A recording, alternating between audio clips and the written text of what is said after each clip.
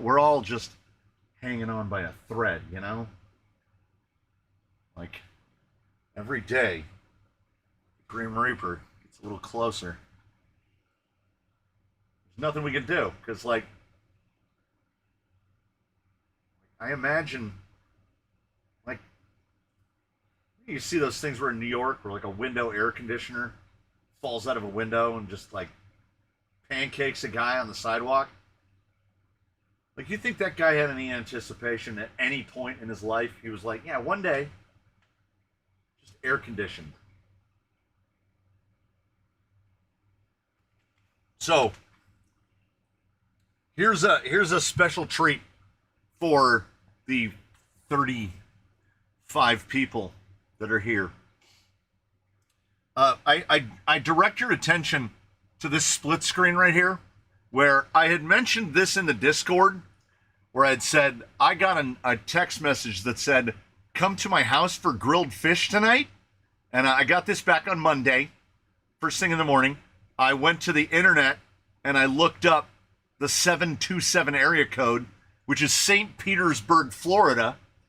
And about maybe not quite an hour ago, I was asking the blind guy who has had the same phone number since he was in, like, high school. My cell phone number has never changed. His cell phone number has never changed. So I'd anticipate he gets crazy stuff like that all the time. I was like, so you still don't get all these crazy texts and phone calls and stuff?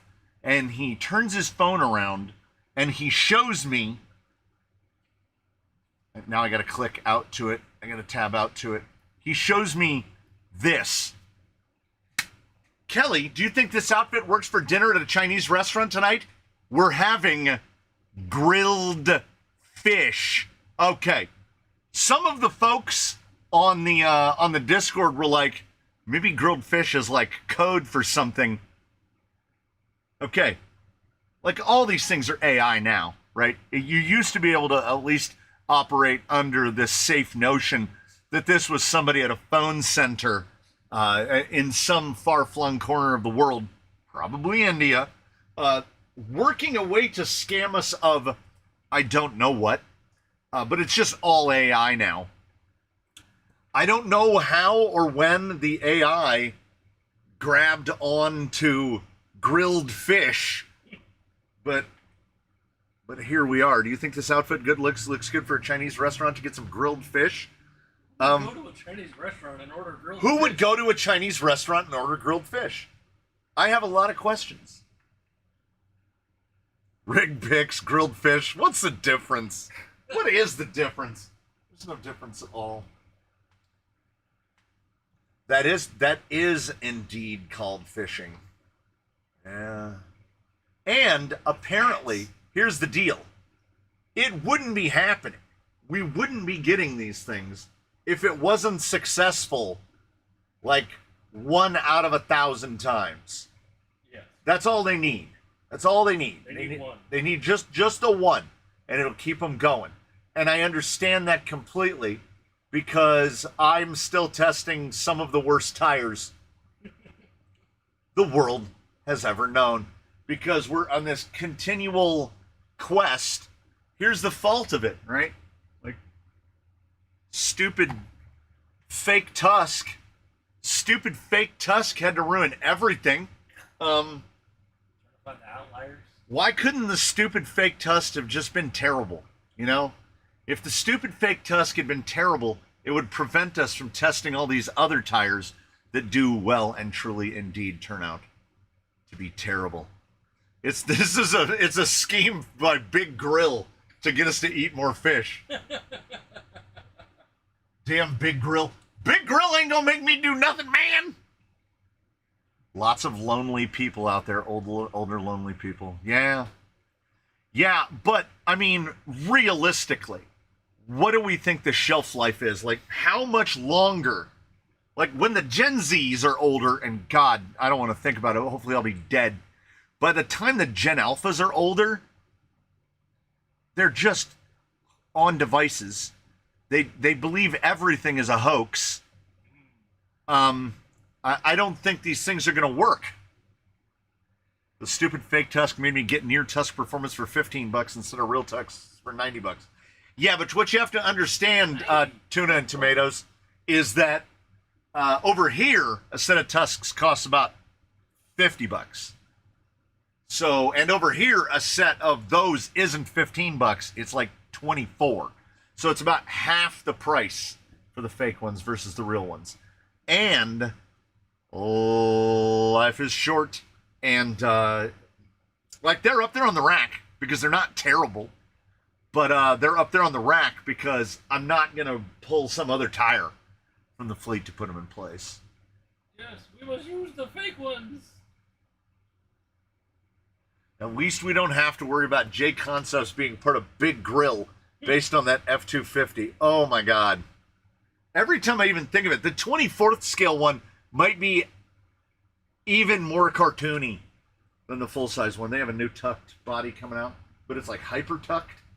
So the grill is legitimately, it looks like it's like 3.5 inches wide. But they just took like imagine a Chevy grill with the straight bars, Yeah. the horizontal bars, but now mush it down to half that width, but keep all the stuff. So it still has the 4 headlights and everything. It looks like a spider's face. It's absolutely ridiculous. It's absolutely ridiculous. Real tusks in front, fusks in the rear. That actually might work.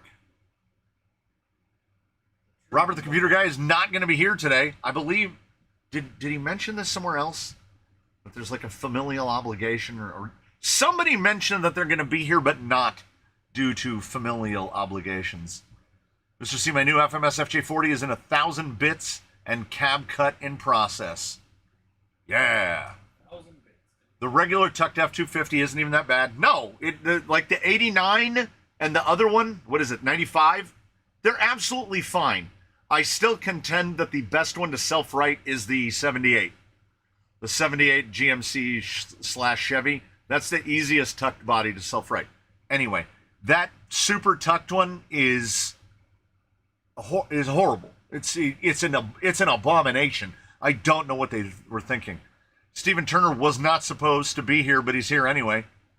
That's an Irwin move, which is what will make us forever question what really happened on those bicycles, because the bicycle accident came after him being in the live stream while while the ladies in his life were showering, so he said. So we don't know. We don't know what went down in Croatia. Hopefully we'll find out in detail at some point. The internet is full of falsities. Rock Hobby Michigan here in the morning to do a Jurassic Park Jeep paint job. Nice. Yeah. I did a 1-hour Mako paint job on an RC 4-wheel drive body last night and it came out primo.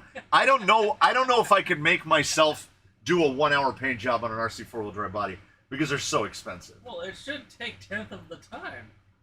It's a hard body, yeah. Well, because Makos, they take about an hour to do. Uh-huh. So it should take 10 minutes. That's right. That's true.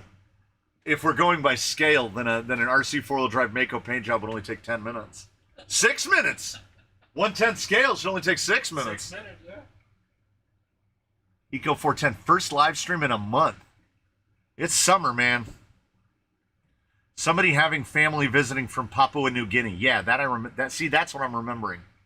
We need to find a way to talk about stuff that we like and love, that we want to stick around in a secret, so the price don't get jacked up or goes out of stock. Yeah. Yes. Keep all your gems out of the...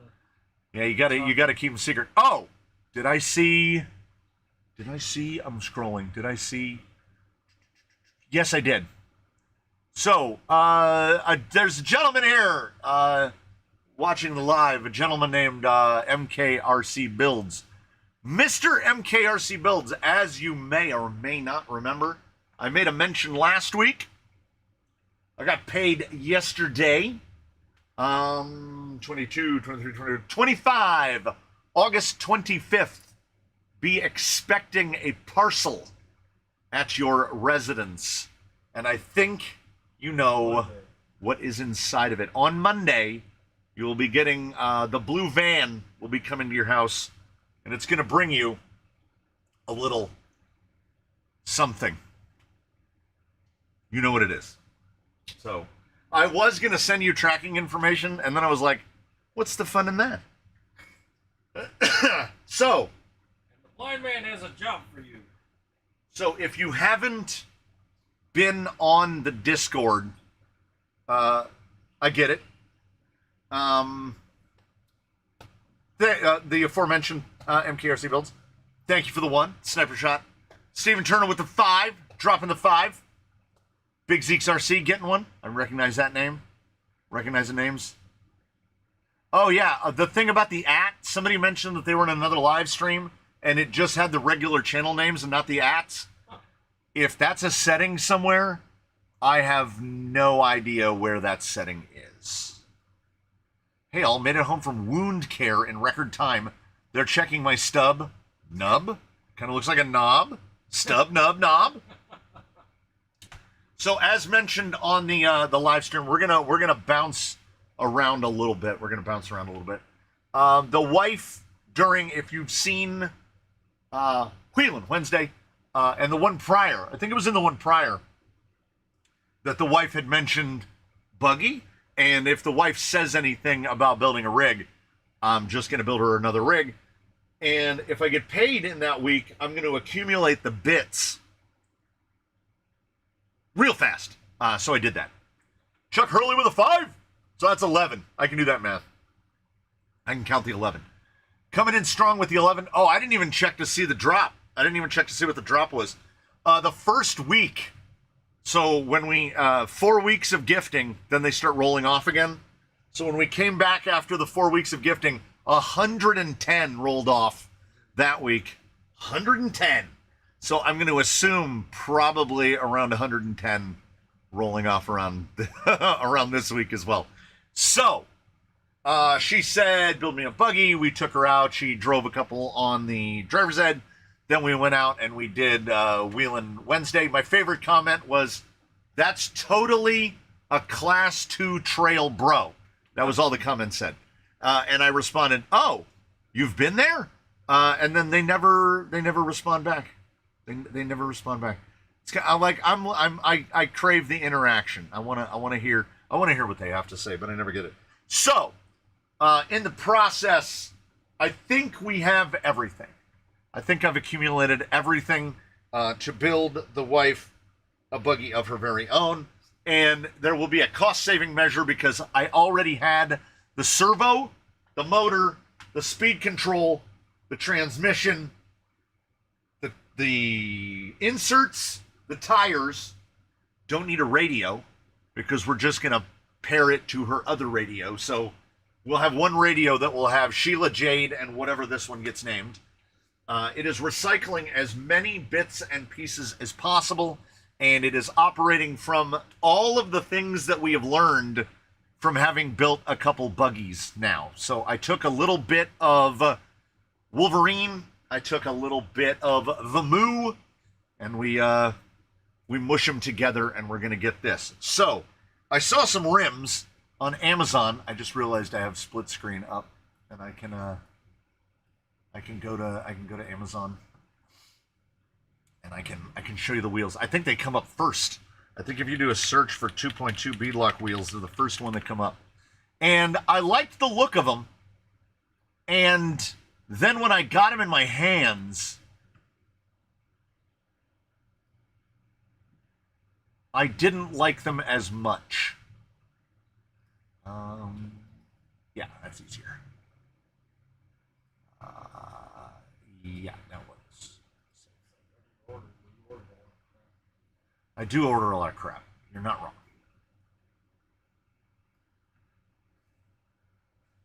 Okay. Drag this back over here. And then we'll close this tab. And then we'll go like this.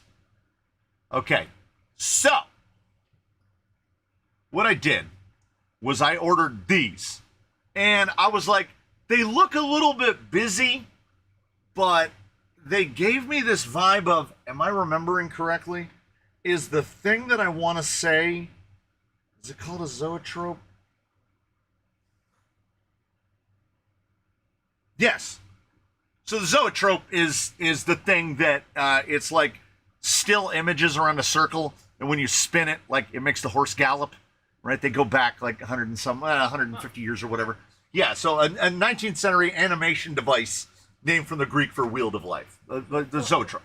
So when I saw these wheels, I thought there's like a zoetrope vibe because you've got the silver, the screw, and you got the silver next to it, and then you have way too many circles drilled in it. I'm gesticulating wildly with my hands like this. So you got the circles, and then you got the little scallops, and then you have more circles, and you have all these little things going on. And then when I got them, I was like, you know what? I don't really like those very much. So, because, and we'll go back again, if you look at, and I can't gesture with the mouse arrow, and I can't point with my finger, there's 20 holes that basically, oh, by the way, 20 hole beadlock rings. 20 hole, not 24, 20. Well, actually 40 hole, 20 screw holes. So each of the holes in the face basically interval in with the hole in the beadlock ring. I can show you better on the actual wheel. So they are chamfered at the bottom. You can see that little, like it looks like they were drilled with a countersink, and then they didn't push the countersink all the way through. So I countersink all the way through. So I just drilled them straight through with 5mm, right? Which I thought looked nicer. Then you go to black hardware in the beadlock ring, and then you have that silver. And then I got the lathe cutter in here, and I took that raised edge off. And then I got the lathe in here, and I turned down that barrel, and then silver hardware with a silver hub to kind of make those other 6 holes, those 6 pointless holes go out of the way. So they came out like I'm happy with this. The build on them is fair. They're definitely cast with as little machining done to them as possible, but they did come with nice hardware and they went together well. And I spent 90 minutes on the lathe getting them up. Yeah, they're busy.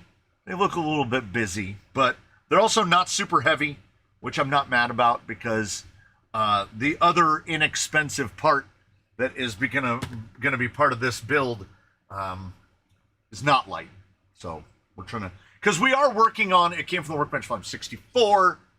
We'll see how far we can get. I will continue it in another episode because whenever I have foolish notions of, this bad dog going to fall together, it never do. Also, when we get to around, I don't know, 45 minutes, an hour, we have a bunch of stuff, of all different stuff. A full-blown ploffer in here amongst the grilled fish stream. If you see anything you would like, let me know.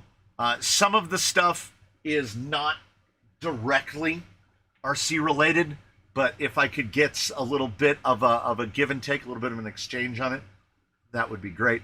We'll get to that. We'll get to that later. So, did I spin this or did I think about spinning that? I thought about spinning it and then I didn't spin it. The low angle. I need to move to Europe so I don't have to watch the live stream in the car. Boop. And you could see over there in the corner the what we're working on. I'll tell you right now. So what I'm going for is something that is sort of equal parts Wolverine, equal parts Economoo, the Moo. I have a little bit of tweaking I still want to do on the Moo to get it like where I feel like it's going to be more resilient because I don't want to have to do repairs on the trail if possible. So I knew I wanted to fit a 2200 battery. I knew I wanted to fit a stealth. I did that. I put it together yesterday, I want to say. So this is all the guts of an XF.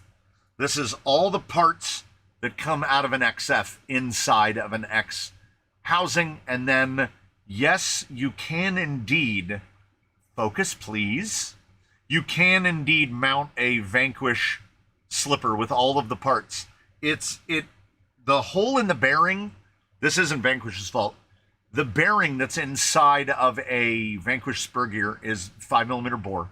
I want to say it's a 5x10. And the shaft on an Element is, for whatever reason, 4.7mm. Now, when you tighten it down, it appears to self-center, because if I look at the hub, it looks like it's like we don't see any more blue on any one side than the other.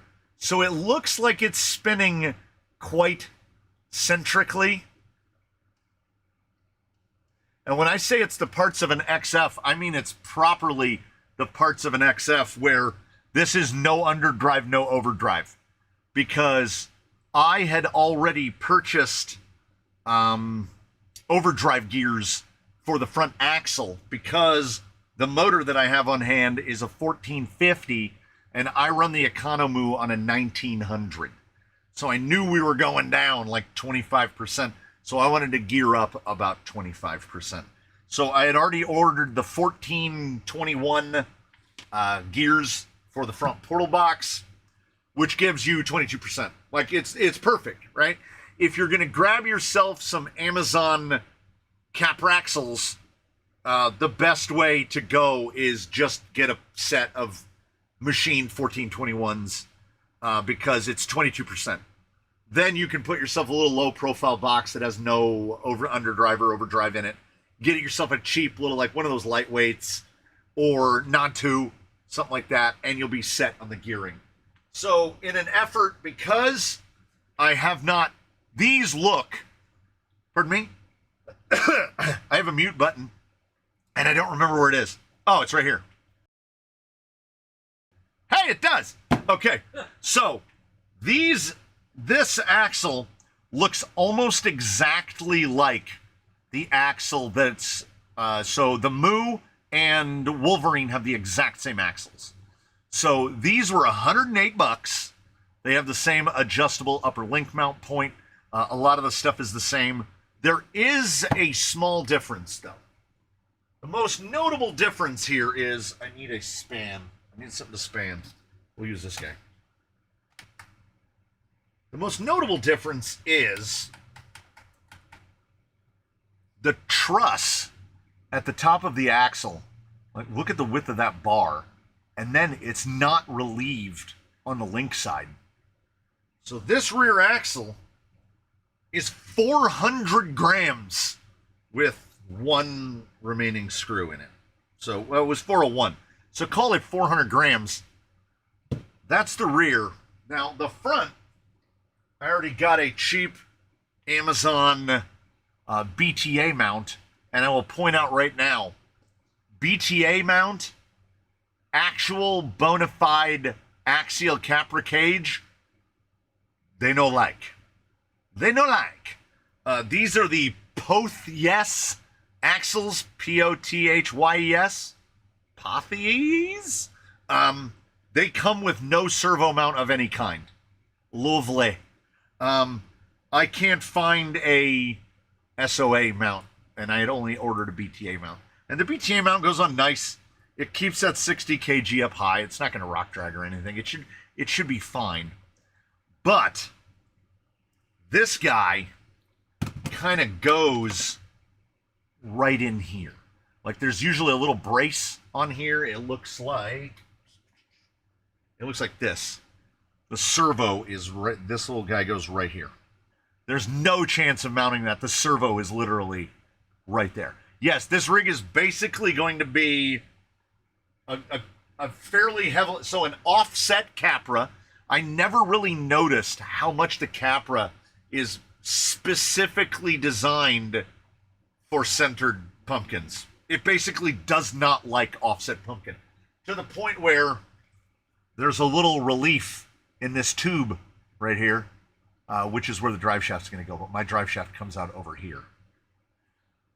So the front axle, with servo mounted, mind you, is that right? Is 630 grams. So the two axle housings alone are over a kilo. I don't want to add a whole ton of weight, but When we're talking about objects sourced via Amazon, what I want you to consider, if you're going to order something that looks like this, you're basically buying a housing. Think of it as a housing and a third member. I haven't even opened this one up yet, so we're going to learn together. I'm kind of curious to see what the state of the quality of the... Well, let me put it to you this way.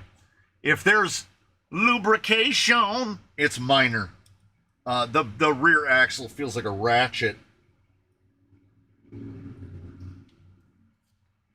Also, if it's not a Mias and it's an offset Capra set, order the 5mm stubs. Order the stubs that look like this, just to order them at the same time. Because I've yet to meet one of these that doesn't just bend into oblivion. Have you seen the printable Baja bug panels for the Capra cage? Yeah, they... Intriguing, but intriguing in a kind of, what the hell is that kind of a way. Yeah, I saw them when I was looking for a printable interior. Because, yeah. I spent like $1,000 yesterday. It was payday. That's what we do. Paid on the first, broke by the third. That's how we roll here. So, regardless of what I spent in a day, I was definitely not going to spend $29.99 for the axial Lexan interior with the two stupid little heads on it. Do you have the Unity 10 yet? No. I have no immediate plans to purchase one. And as a matter of fact, I did not know that they were already available for sale. That would be the Furatech 2-in-1. A 2-in-1 Outrunner. So you will see, these things will never, ever come with sealed bearings. They will be metal shielded bearings all the time. We do have oversized bearings. That does appear to be a machined gear. It at least looks and feels. Yeah, So, I don't consider 3D printing to be a dirty word because I haven't seen him in here, but I have a bona fide printern now.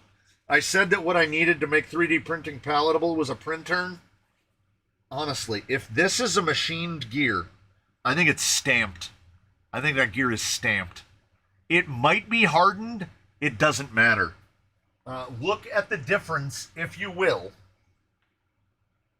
between those two gears. You got that nice matte from it going through the hardening process. Basically, just throw these away, right? Because it's about $10 a set for machined portal gears, regardless of tooth count. I wish more companies would knock off the 1322s, the 10%, because sometimes you don't want to add 20% overdrive. All right, so here we have the inner shaft. It is already starting to get a little bit of superficial rust on it. We know that is a mark of quality. And then here is the one that comes, like, just look at the difference in the ends. This is the one that comes when you buy the double cardons. And the full set of double cardons right now is $20.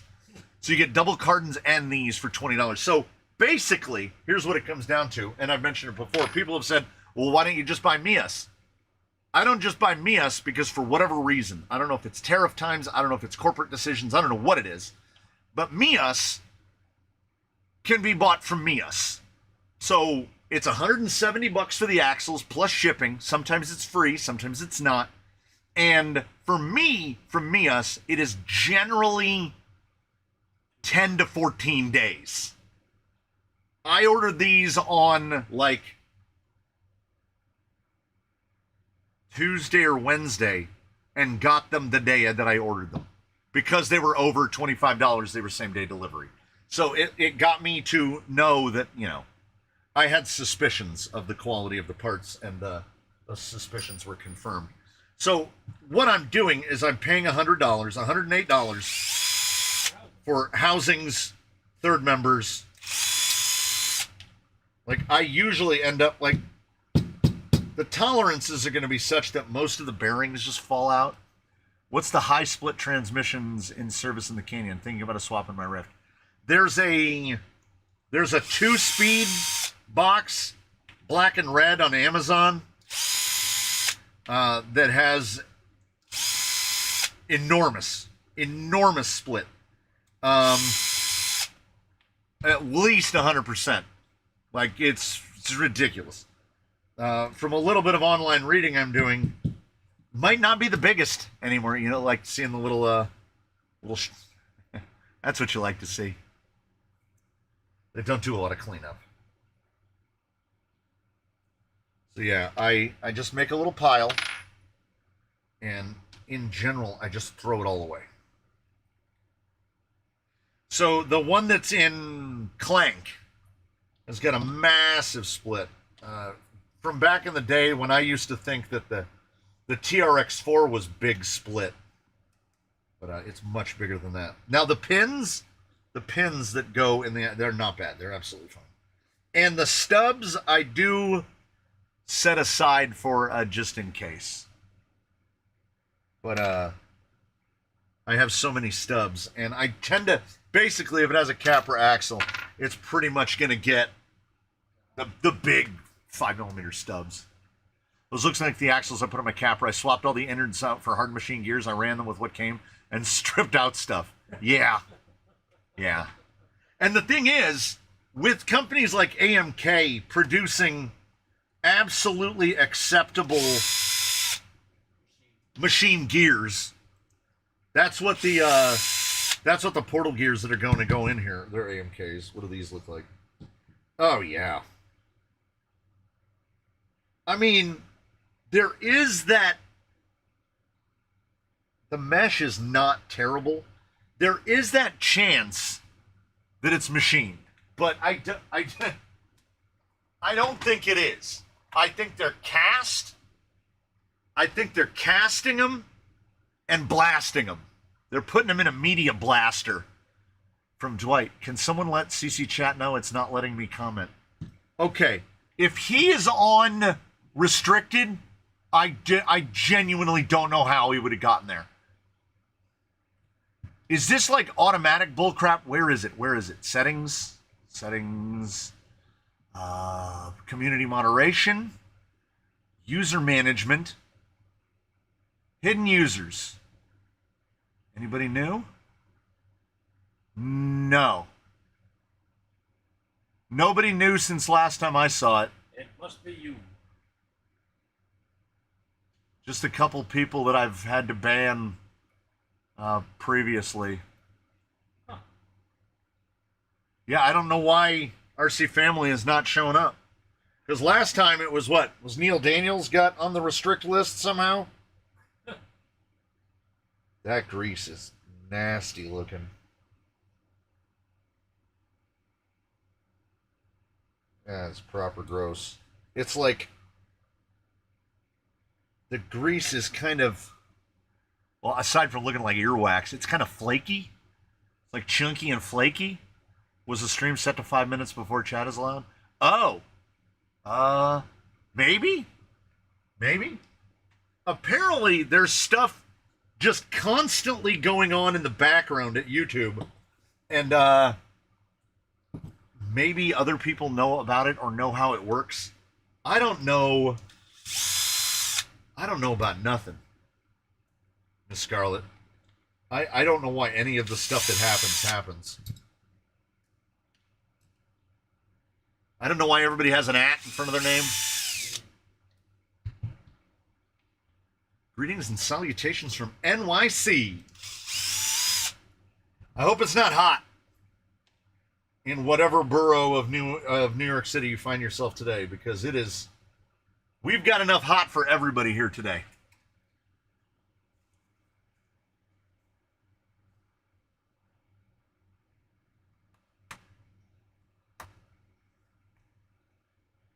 Wow. I can't get this pinion out. Okay, we got a couple shims on the outside. That doesn't really mean nothing because there's no guarantee we're going to need shims on the gear we put in there.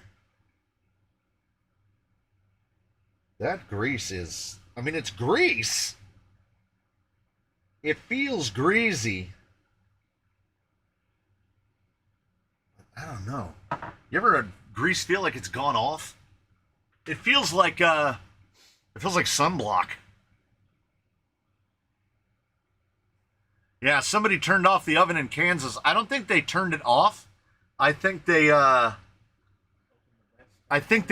rotated it so that the heat is coming this way. Because we are in the we're enjoying peak August right now. Let's see what it has to say. Yeah. Helm to 108. There's Ted. Helm to 108. That 1 mile an hour breeze though, that'll keep you going. Let's see if it's oh no. Surprisingly, the gear I shredded in Bruce, I pulled it out and it had Phillips head hardware into the spool. Yeah, there's no chance this is machined. Like, have you ever seen a machine gear look like a long play record on the back? And then the teeth have a real flatness to the front edge. And I've gotten a lot better. I'm training myself. I just throw this stuff away. There was a time that I would put it in the bin. What if you need it later? Well, if you don't want to use it now, why would you want to use it later? It's the only one you got. It's the only one I got, man. I have so many 830s.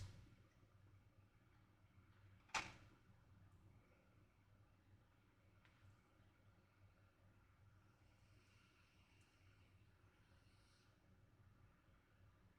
could speed the whole thing up. Oh, there we go. We're gonna go double. These are stock from the base camp kit, the 6-bolt. So we're gonna go double 6-bolt. Does anybody else hear a fire truck? Okay. I'm just checking. Sometimes I think the fire truck is in my head. The fire truck is all of us. Don't put that in yet.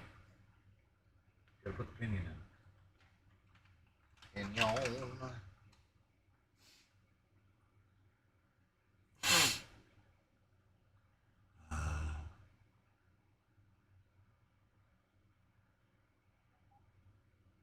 You can use a fine cut file to test the gears for hardness. Oh.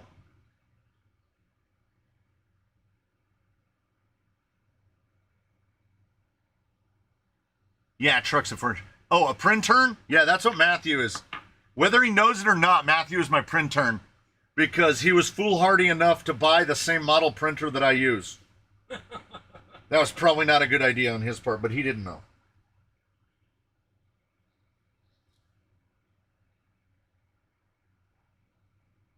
I don't think.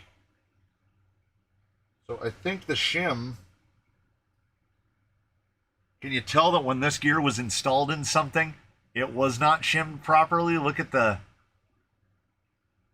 pinion was cutting into the carrier. You can kind of see the difference between a machine gear and whatever we had.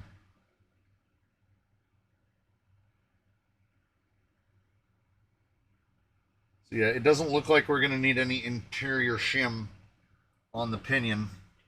Hooray, I guess. Why is YT showing handles instead of names? I have no idea. Someone mentioned on the Discord that they went to another live stream and it wasn't like that. It wasn't showing handles. I didn't make this change.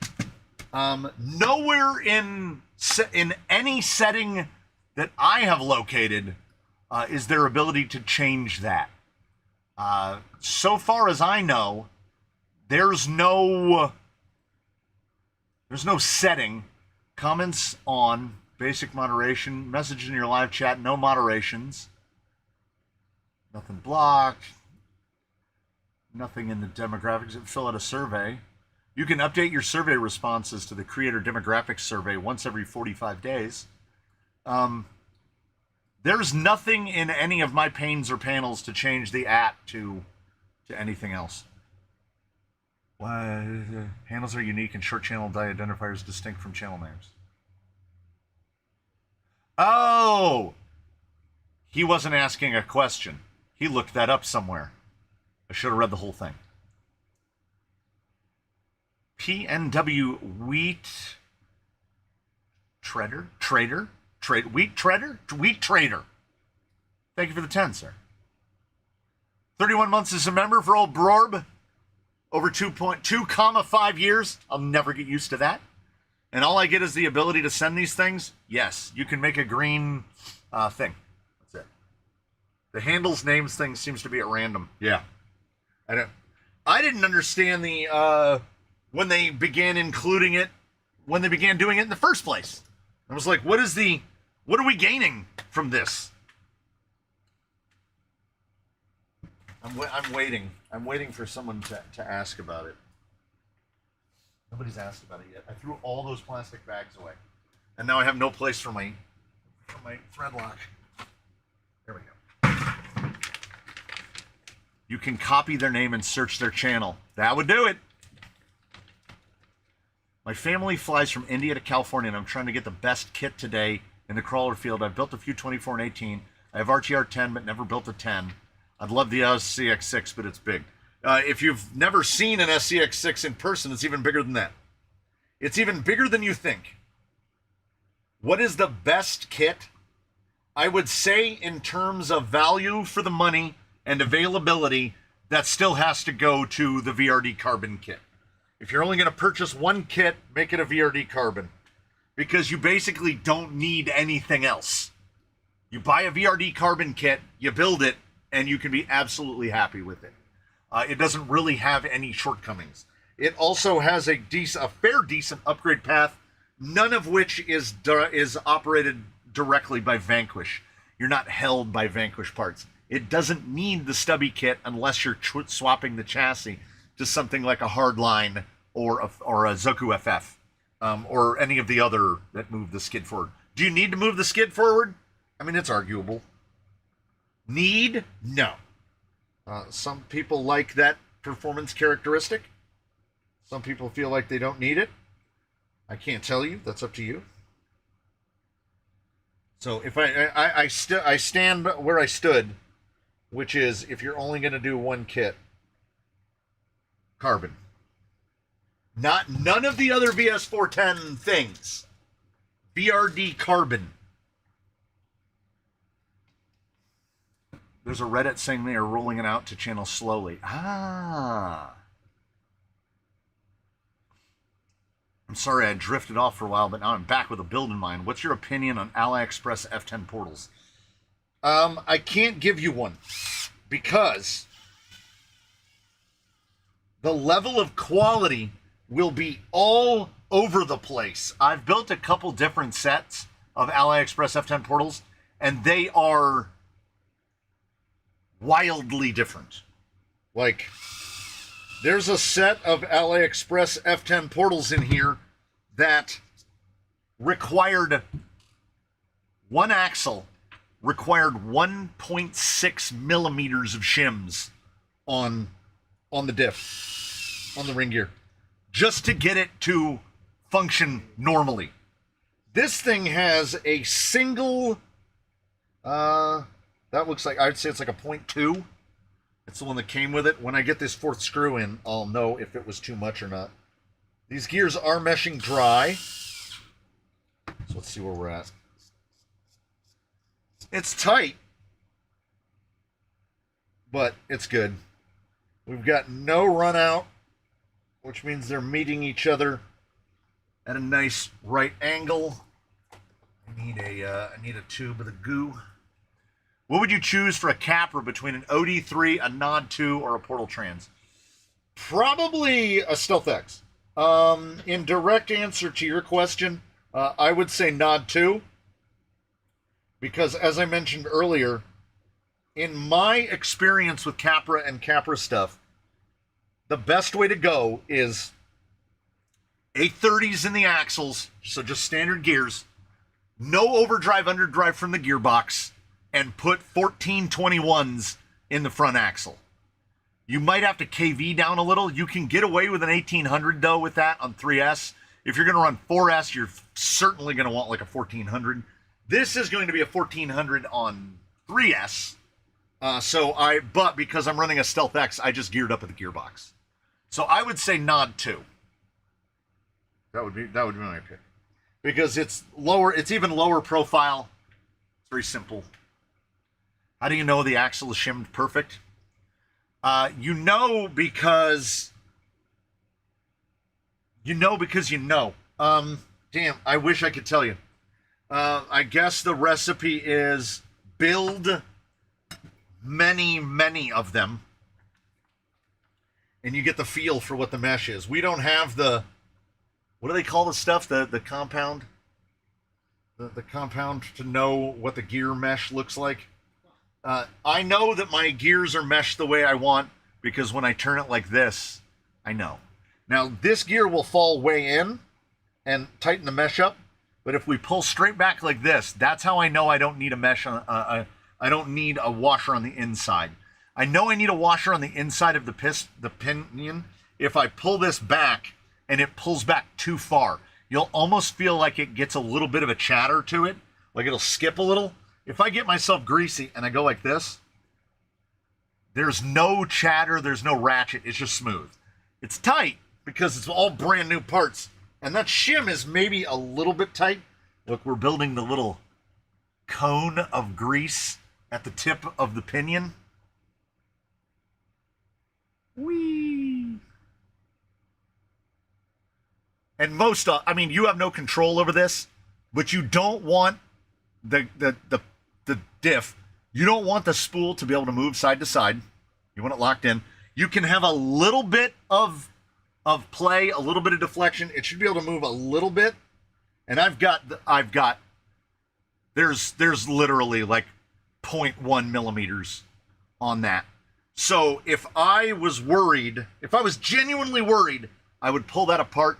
I would take that shim out and I would replace it. Because like I said, I think it's about a 0.2 in there.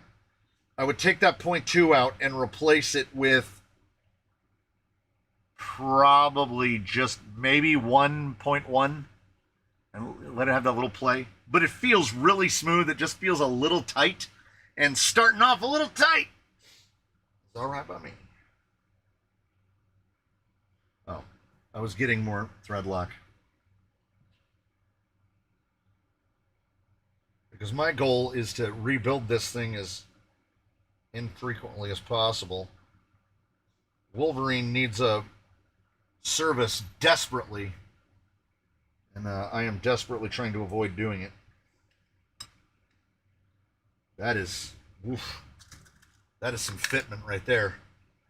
There's no, so typically on the third member there's usually like a lip, and this is a rattle trap. It's the 4 screws that are holding it in place. Can someone link me a good shim pack in the Discord? Yeah, can definitely do that. There's a couple on Amazon, and then if I'm doing them from A-Main, I tend to do the CRC. Calandra Racing Concepts, I tend to do those shim packs.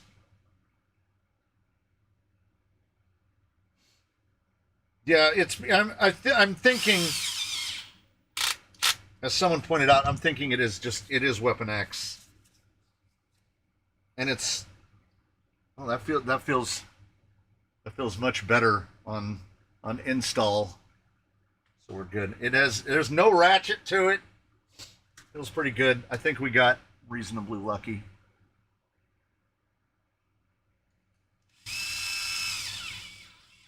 Another good thing to have on hand if you don't have them are the Traxxas 0.5 millimeter thick Teflon shims. Those things come in super handy, particularly for like axles, where the stub outs are, because a lot of axles don't like to put a little, like these have the little lip on the hex, and then that hex goes into generally the recess above the bearing.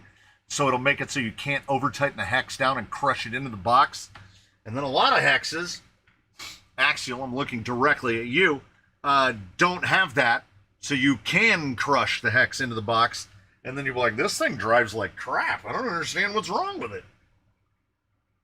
Well, you got axial. That's what happens.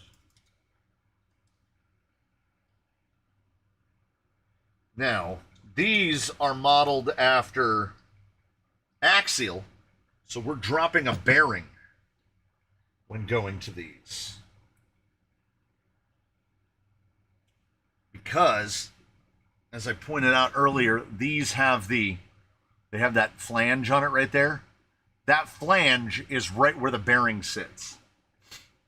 Yeah. Salty Bob, yeah. I'm with you. Weapon X is Wolverine.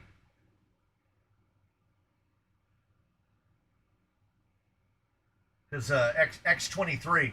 And when I went and looked up the colors, because I was like, what colorway can we do for X23?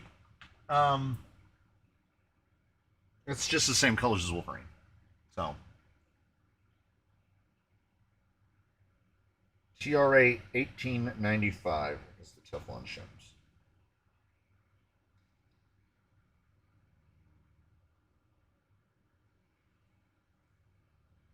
See how this goes. Oh yeah, nice. Nice.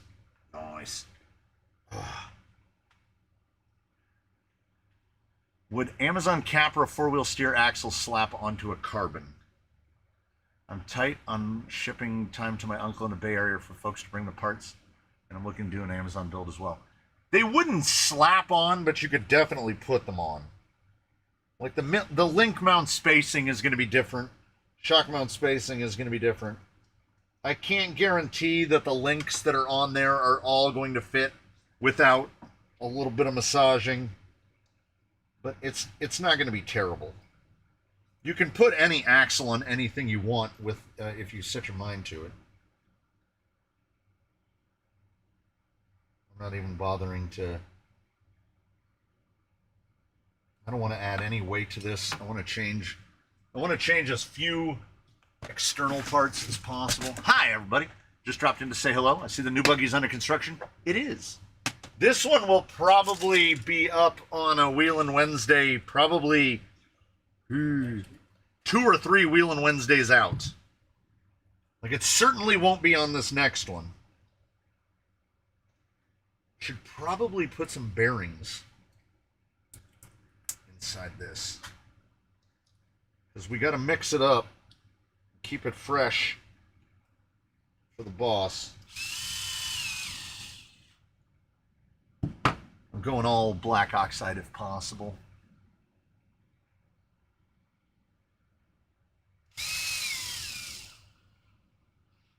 I'm not going to need the Neon Kydex. Sputtercrawler pointed out that I have that Neon Kydex. I'm not going to need the Neon Kydex because I dug bins. And I wouldn't believe it if I hadn't seen it with my own eyes. How are we doing? Still okay? That's not bad with a porta box on. That's not bad at all. Yeah, I think the giant hexes that go to these don't have the shoulder. I wonder if these fit. Will these fit? No, these are reduced. I could drill them. But I'm going to go with the hexes that they came with. So we're doing all right. Oh, I dug through the bins. Oh, Vegas Steve just dropping in. A lot of people just dropping in today.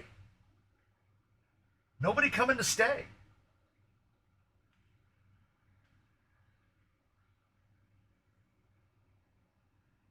Any hints as to whether Baseline have had a better time on the Louise tires? Oh. You could name the buggy Yukio. Oh. Hi, Wade. Hi, Yukio. Oh. Yukio's pretty good. It's pretty good. Oh, about the Louise tires. Hints on the Louise.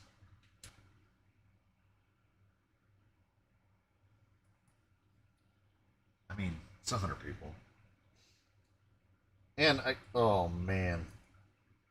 I can get pretty far by just saying this. Definitely better than anything else tested recently.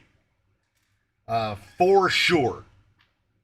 Thank God. My psyche would not have been able to handle it. Damn, Yukio's pretty good.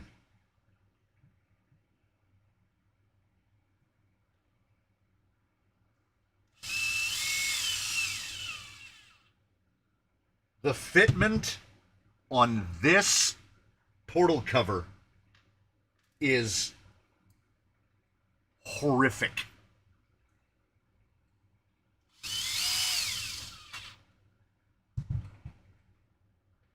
Oh, it's so bad. It's so bad, I don't know if I'm going to be able to use it.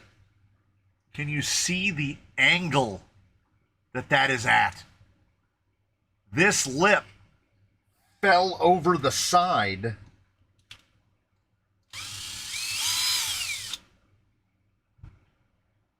Jeez. I can tell you one thing. It is getting hotter. It's got to be horrible outside. Under the awning, in the shade is not that bad. I can feel it getting hotter in here, like by the minute. Did you trade up to high? Well, up to our available medium. Or medium? Whatever you want to call it.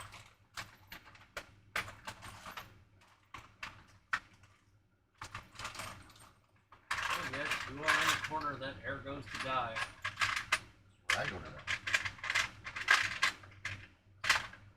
I've got some other portal covers that we hope. Deadpool and Wolverine is an okay film for an 8-year-old, isn't it? I mean, sure. The Deadpool franchise is excellent for the youth. For young children. We support it. Yeah, the wife is definitely going to call the buggy a she anyway. Could be the lady buggy. She has a whole array of lady vehicles.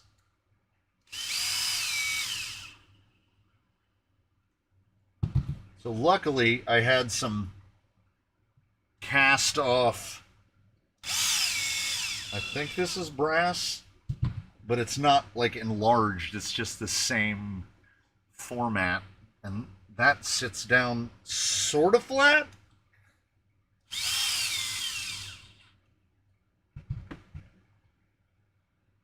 It's definitely better. And I tightened the. I did all 4 screws on the other one before I even looked for the second cover.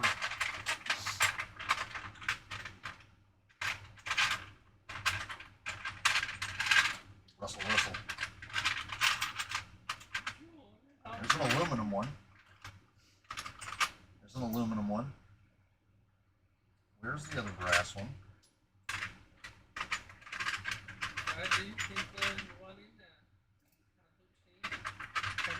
Why would I have one brass one?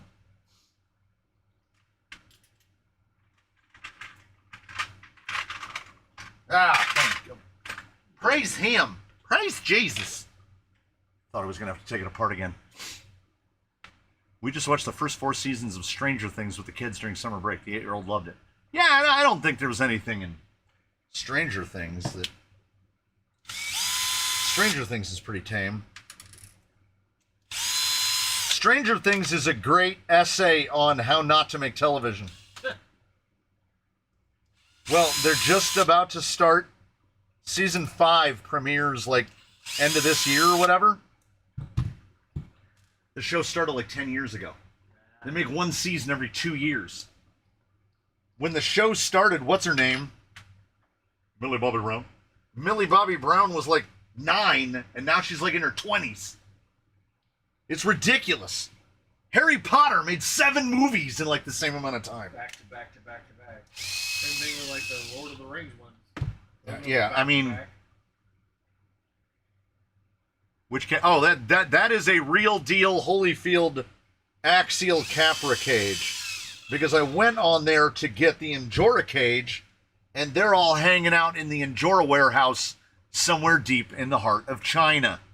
So the delivery window was like September 8th or something. I was like, that's kind of far out. 2 weeks, yeah. So I went with the axial one, and I completely locked it. Something is now binding badly on a gear. Does not even rotate at all. Let's see if it's just a minor thing. No, that is fully locked. So that cover, this box, well, let's dial them out. What if I loosen them up? I mean, we got to replace them one way or the other now. Nope, fully locked.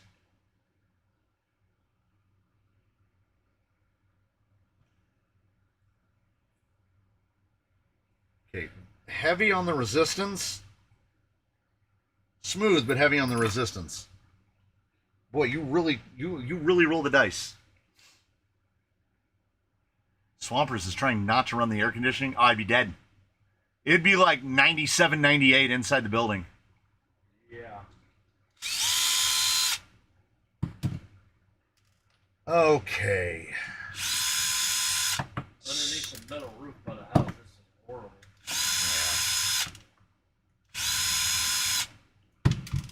I knew that the rear axle was going to give me nothing but problems. The front is much easier to address. I think I might see what part of the problem is.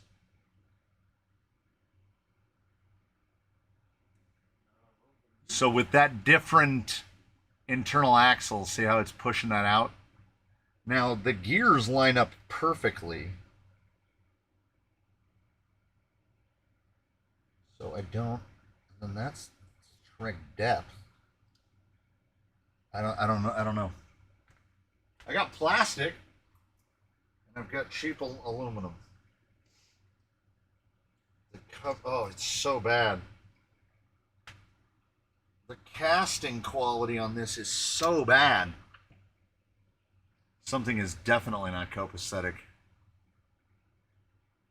It's just this side. It's this one. Is it just fully handed? Nope. I've got to find a cover that sits down on this thing. And I'm like 0 for 7.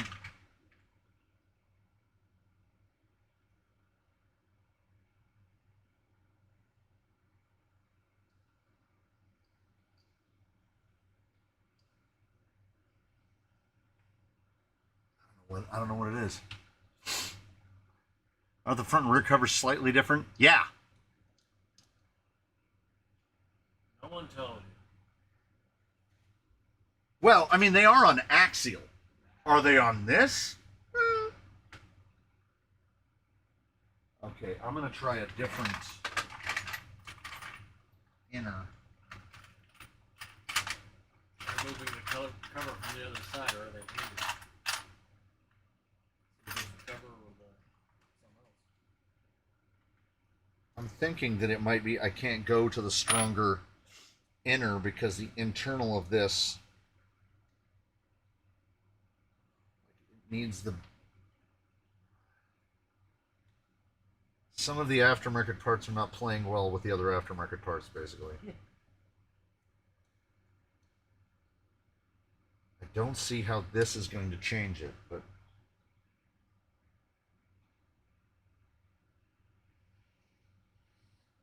could we mesh, please? But that might do it. That might do it.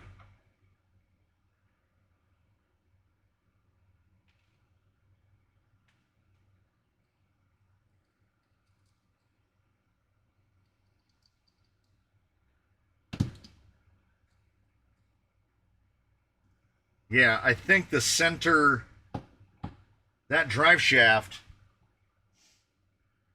it doesn't like something about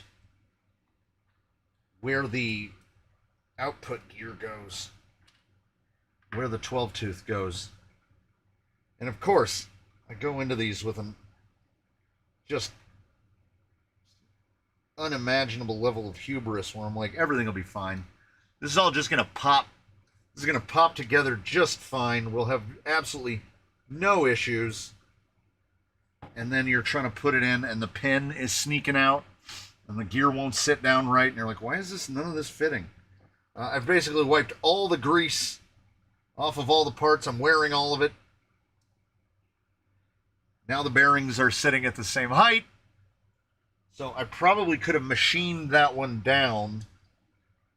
So instead, we'll leave it as a problem for future me, where when it breaks, then we have to hope to be able to three-wheel motion back to the car. Yeah, filing the axle to fit the locker. I've definitely been there. I had to do that on an optic build, which was fun. Yeah. I don't know how the one side closed down just fine, but this side absolutely will not. So, if you were to ask me, are you going to pull the other side off? Nope. Won't be a problem. Absolutely not.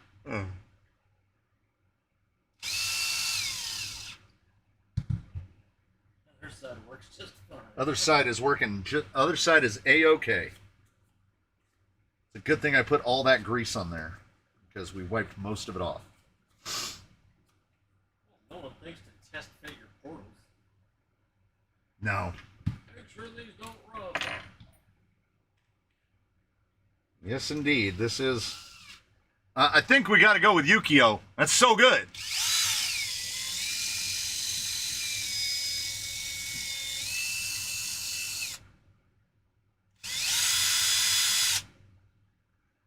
It's pretty okay. I mean,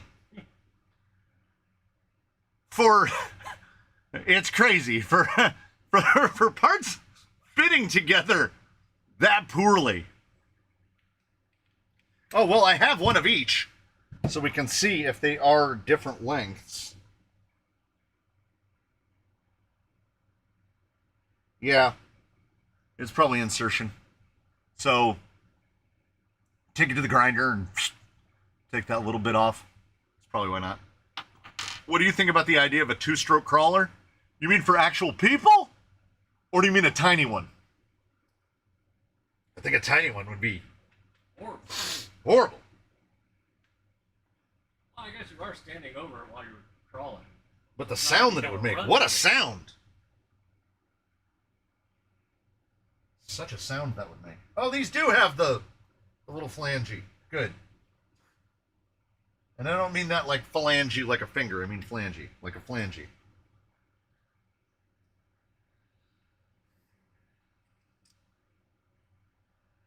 And I did check the wheels to make sure that we were going to clear.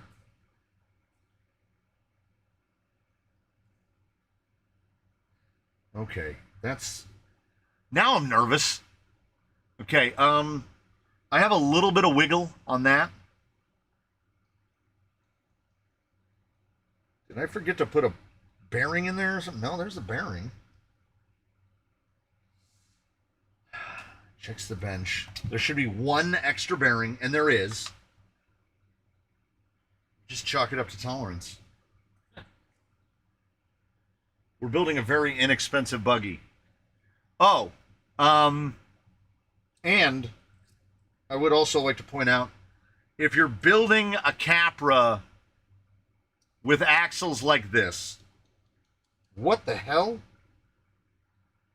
That has in and out about 1 millimeter. Get in tight. No.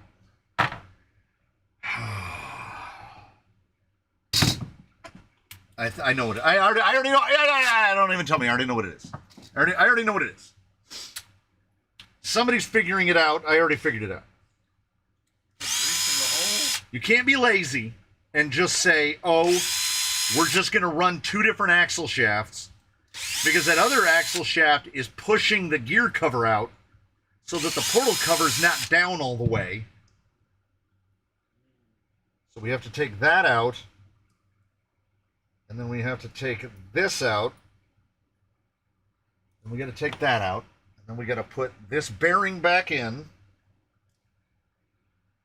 And then this inner shaft will go down all the way, we hope. Then we put the greasy gear on it. I'm just covered in grease. And then we tighten this back down, and then because we should be able to tighten the cover down more,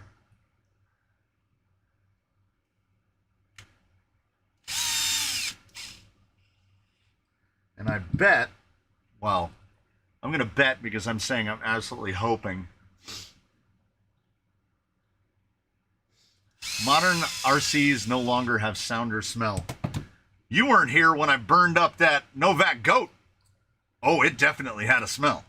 It was not a good smell, but it definitely had one.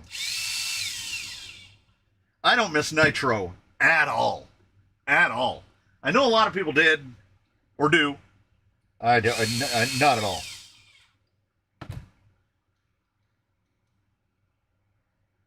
Still got a little bit more, but we have definitely removed any and all bindering now. Oh, yeah. Look at that.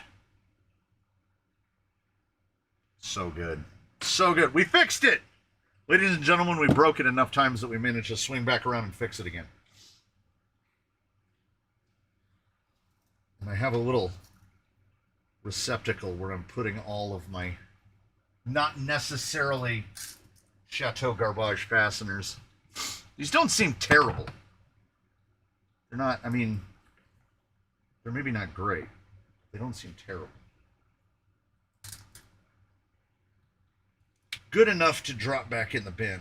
Will there be any thread lock on these kingpins? Not only is there no thread lock, they're not even tight.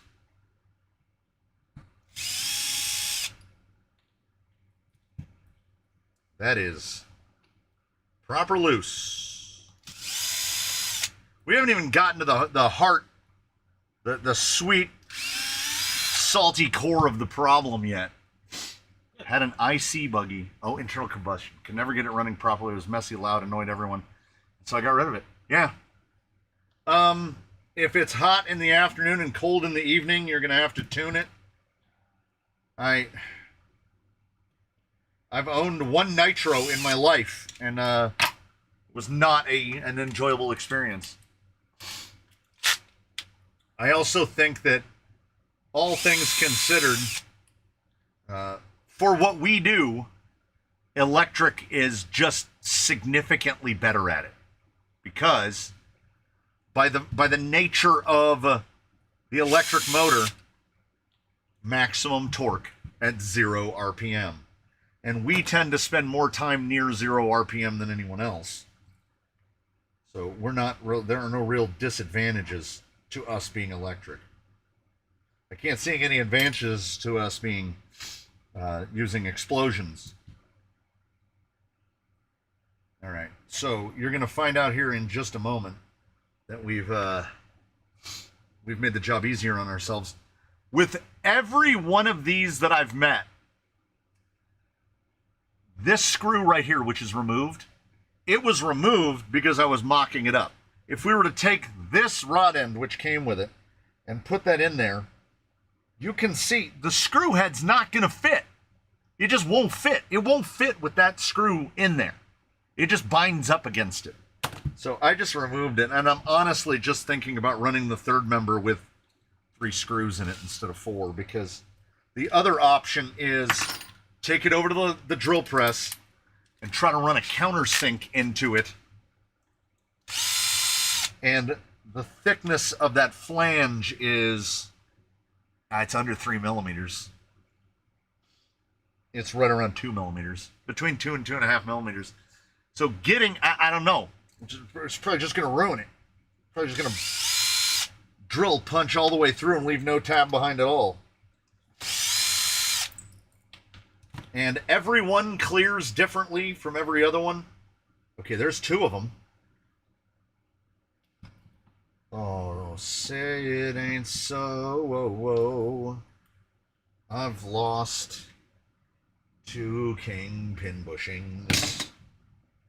Put them in the box where you're putting your castaway screws? No, they were in the C-hub a few seconds ago, and now they're not in the C-hub. I mean, I have more, but they were stuck, And I was like, ah, well, they're not going to fall out. They'll be fine. And then they 100% fell out.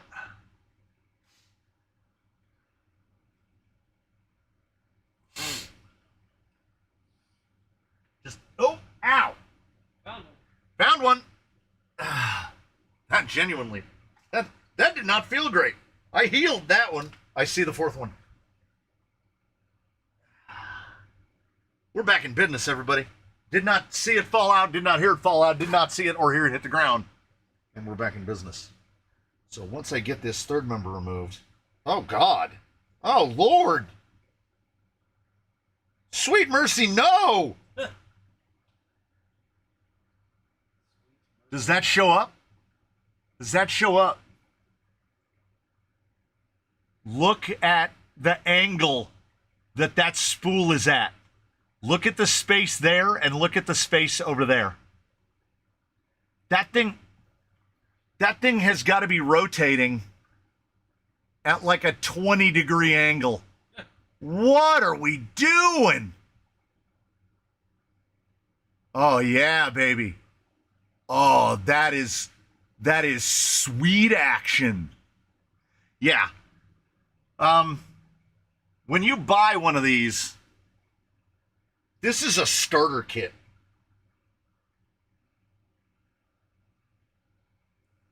Jeez. Charles, Chuck got kicked off the live stream.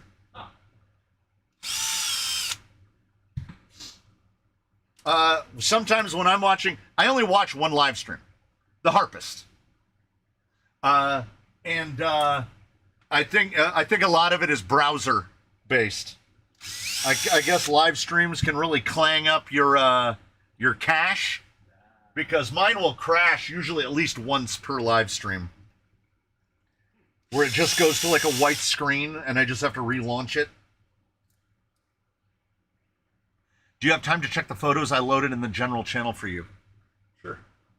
I have multiple devices.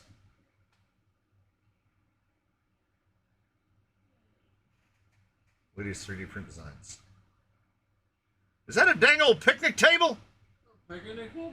A picnic table? That that last one looks awfully familiar. Looks kind of like that. Hit it with your purse. I don't know you.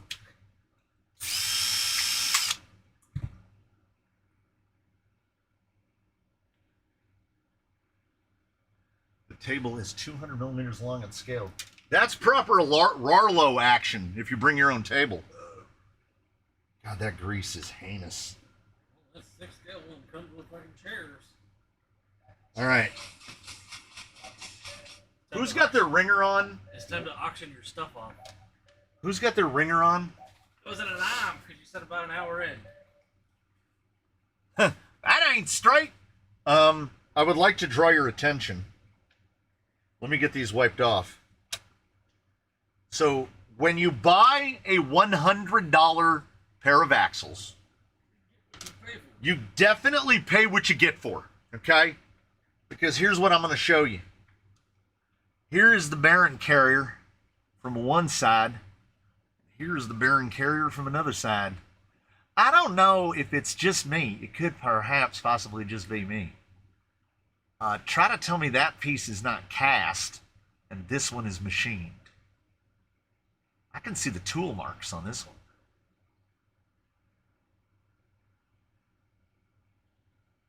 That's wild, man. You can see the fly cutter on the back of this one. And maybe they just media blasted it, you know? But, wow. At the same time, I'm not going to go and say something ridiculous like, Never again. should never ever buy these. Oh!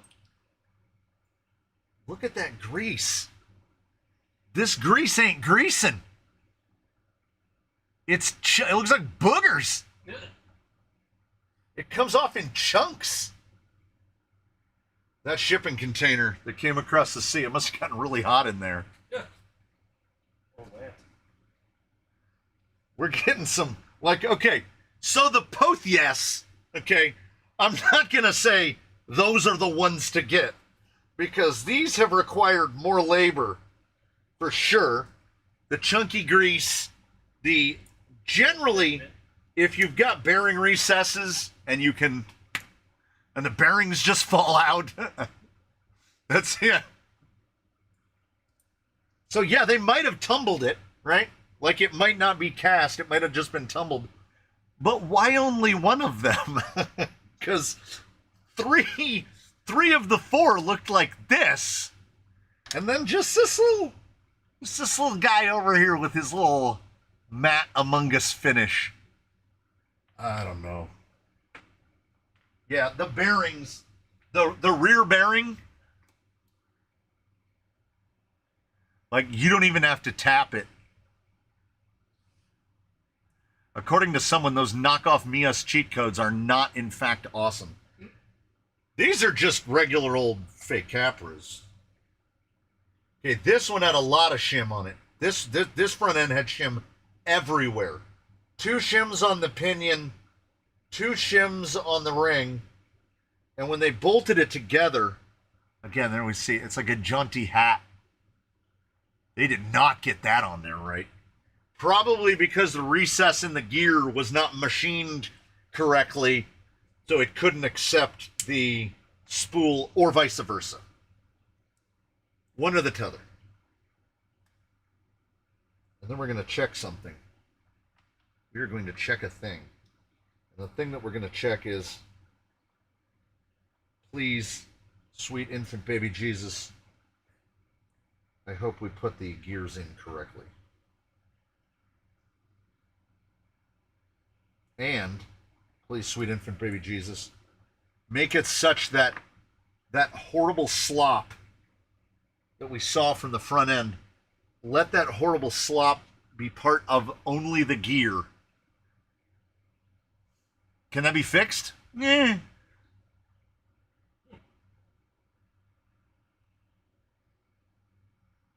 If replacing counts as fixing, then yes.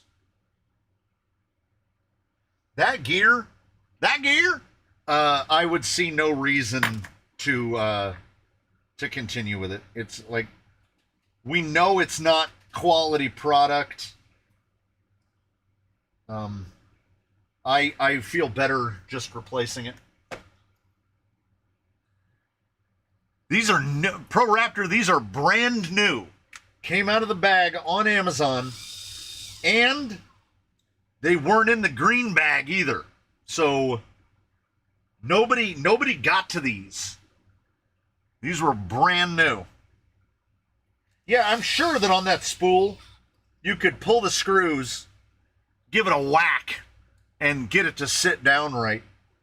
But let's put it this way. As I mentioned, this is my third set, fourth? This is at least my third set of fake Capras. None of them are running the gears they came with. And when I say none of them, I mean none of them. They're not running the portal gears they came with. They're not running the ring and pinions they came with. The gears they come with go in a little pile over here. And then I discard them all. So someone down in lack of QC land, because that gear was so out of round, they shimmed the absolute life out of it, trying to get it to not rub, and I guess they actually kind of did. But there are no shims on this one, and it's great. That's real good. Well, it's got axial gears on it. I like a challenge with getting RC bits to fit and work, but that's getting kind of silly. Yeah. Well, as I said to the notion of can it be fixed is, what is your definition of fixed? What implies fixed? I think what fixes it is discarding the gears that it came with. So I'm paying $100 for this So third members, carriers, and if you look at the price of other things on the market, it's not like that price is ridiculous. You know, it would cost nearly the same to use like plastic axial parts to build the same thing. And as far as durability wise goes, they've like, yeah, that axle housing is cast. But that axle housing is cast the way they cast a boat anchor. So I don't have any worry about breaking most of this stuff. Knock wood, I haven't broken one yet. And there might be a time where we pull one of these out of the questionable Amazon plastic bag and we open it up and it has real gears in it. I know why Erwin's using text to speech to text. I know his secret. He definitely can't type fast enough.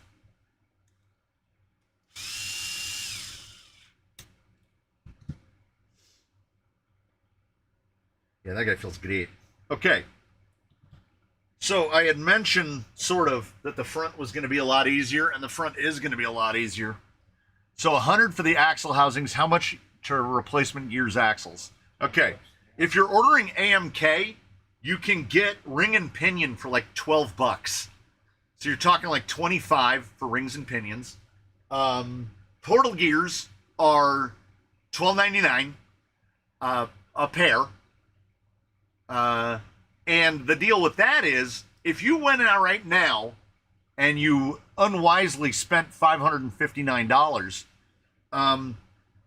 you would get an axial Capra and it would have sintered gears throughout. No machine gears in there, except maybe the ring and pinions. I can't say for sure, but I know for a fact that the portal gears are sintered. So you're going to want to put machine gears in the portals anyway. So you're spending that $25. So you're spending $50 on gears, and then you're going to spend another $20 on, well, okay, before I go into a long laundry list of money, you are significantly better off just ordering the housings and the axles from Mias. Get either the Mias single steer set or get the Mias four-wheel steer set. I have a Mias four-wheel steer set. Fantastic. You don't need to do nothing. You just put them on. They're great. Because along with that, we've got $20 for double cardons, and probably about, I think these were about 25 for the portal boxes with the brass. Are you blowing up portal gears? I've broken probably what I would classify as more than my fair share. The portal gear is far and away the easiest gear to break, particularly if it's sintered. And if I sit and think about it for not too long, I would say that I've broken more portal gears than anything else. They're right where the torque is happening.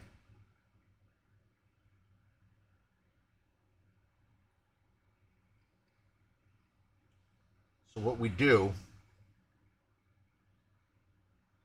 we just replace all of it. Now, do I wish that we lived in a different reality where it wasn't necessary to replace all this? Sure.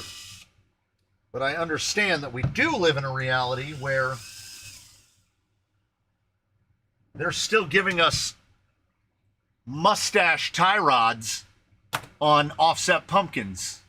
I think what the people are trying to say is it cost beneficial just to buy the cheap ones, replace everything? No, absolutely not.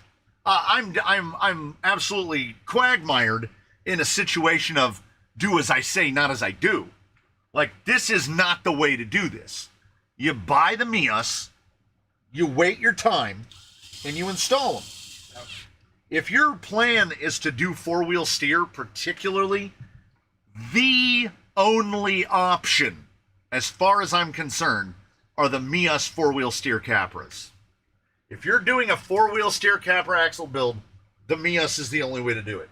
They are excellent, and they are fully handed, so that this is the front, the rear has the pumpkin on the same side. So it's actually flipped. The rear housing and the front housing are actually two different housings. And last I checked, they're the only ones that are doing it. I was just wondering if Mias axles would be cheaper. Not cheaper. They're going to come out almost exactly the same. Okay. They're going to come out almost That's exactly what I was asking the same. as well. Price-wise, it's almost exactly the same. It's just a matter of patience, impatience. If I had 2 weeks to wait for them, there'd be Mias on the bench right now. And those Mias go out of stock all the time. If Mias was selling their axles on Amazon, I would only be buying Mias. Has the feed frozen? No. Will the four-wheel steer Mias axles slap right onto a Capra four-wheel steer? They should. All the link mounts should be in the exact same place.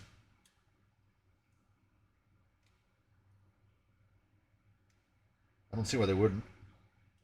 Because also, what we're doing right here, why this is ill-advised, is we're mixing aftermarket parts with aftermarket parts with aftermarket parts with aftermarket parts. And there are going to be moments where things just go, yeah, I don't like that guy.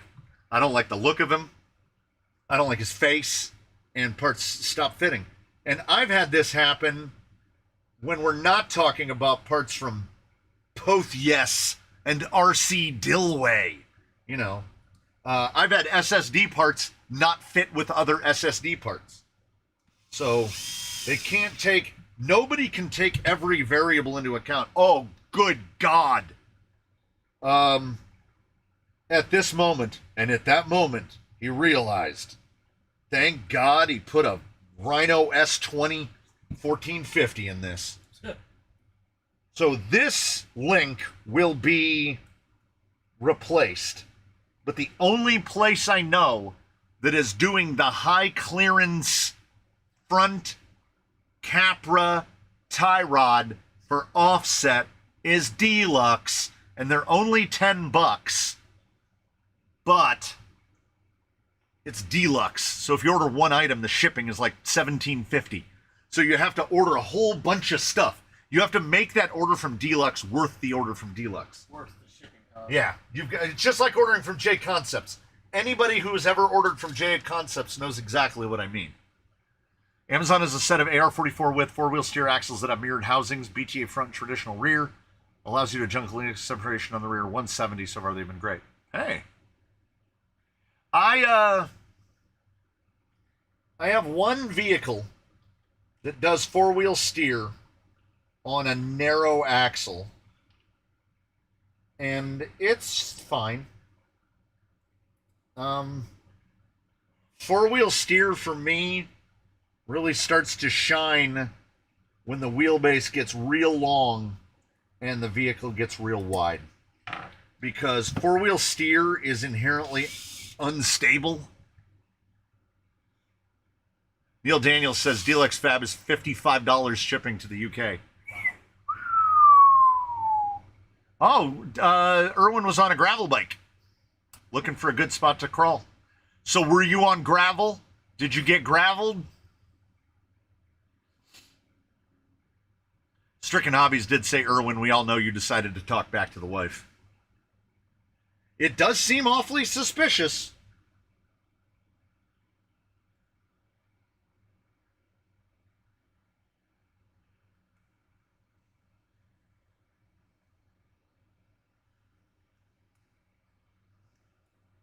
Throw looks okay. It's very fluid.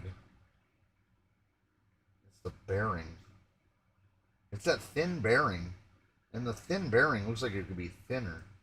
I might have to bush these in the future. Like, I feel like I could get even more steering angle out of this if I... because we're nowhere near the stop. I don't know why it's stopping right there. There's nothing... Wait. Oh, okay, I got it. I was like, something's got to be hitting. Yeah, it's basically just, it's closing the double cardons all the way up. it's going to be super smooth. I mean, this front, wow.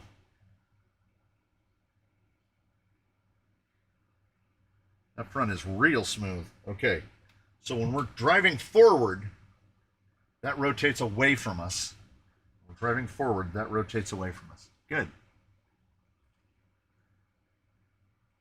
Swampers RC typed something in a foreign language that I can't read. Can't read that. Put in an order at Tower, was $2 short of free tipping. Added a pack of X-Acto blades, and then they shipped from a different warehouse. That's awesome. That's awesome. Make them pay for their refusal to give you free shipping. I just put in a big order to A-Main, the most disappointing A-Main order perhaps ever placed. It's almost nothing but TRA 2362s, pinion gears, spur gears, rod ends. It's going to be a body and a set of tires, and then this much stuff. So I'm bummed that I couldn't use those, but they'll get used at some point.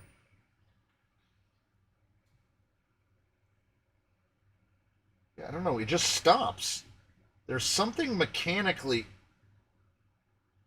Okay, it's not the car. It's not the double cardons. So right here, that's a little too beef. When we go like that, it's not hitting on this part. We have a little bit more room for travel in the cutout. Right. I need a ring light, I think is what I need. Right up on the top of there. That is going clunk, and it won't let us steer the rest of the way. And we're talking about that much more steering. Am I going to go after it to get that much more steering? Yeah, I almost certainly am. Because I think if I just take a aluminum cutter and just kind of put a little notch in there, that's plenty thick enough. I'm not worried about her snapping these off. But yeah, as I said, aftermarket parts on top, aftermarket parts on top, aftermarket parts. This is not the way to do it. But it is the way we doing it. Because, okay, 630 was the number. 815. 800 grams for an axle. Working our way towards a kilo. We do still need a drag link on there. That'll add a few. Got the knuckle, not the housing.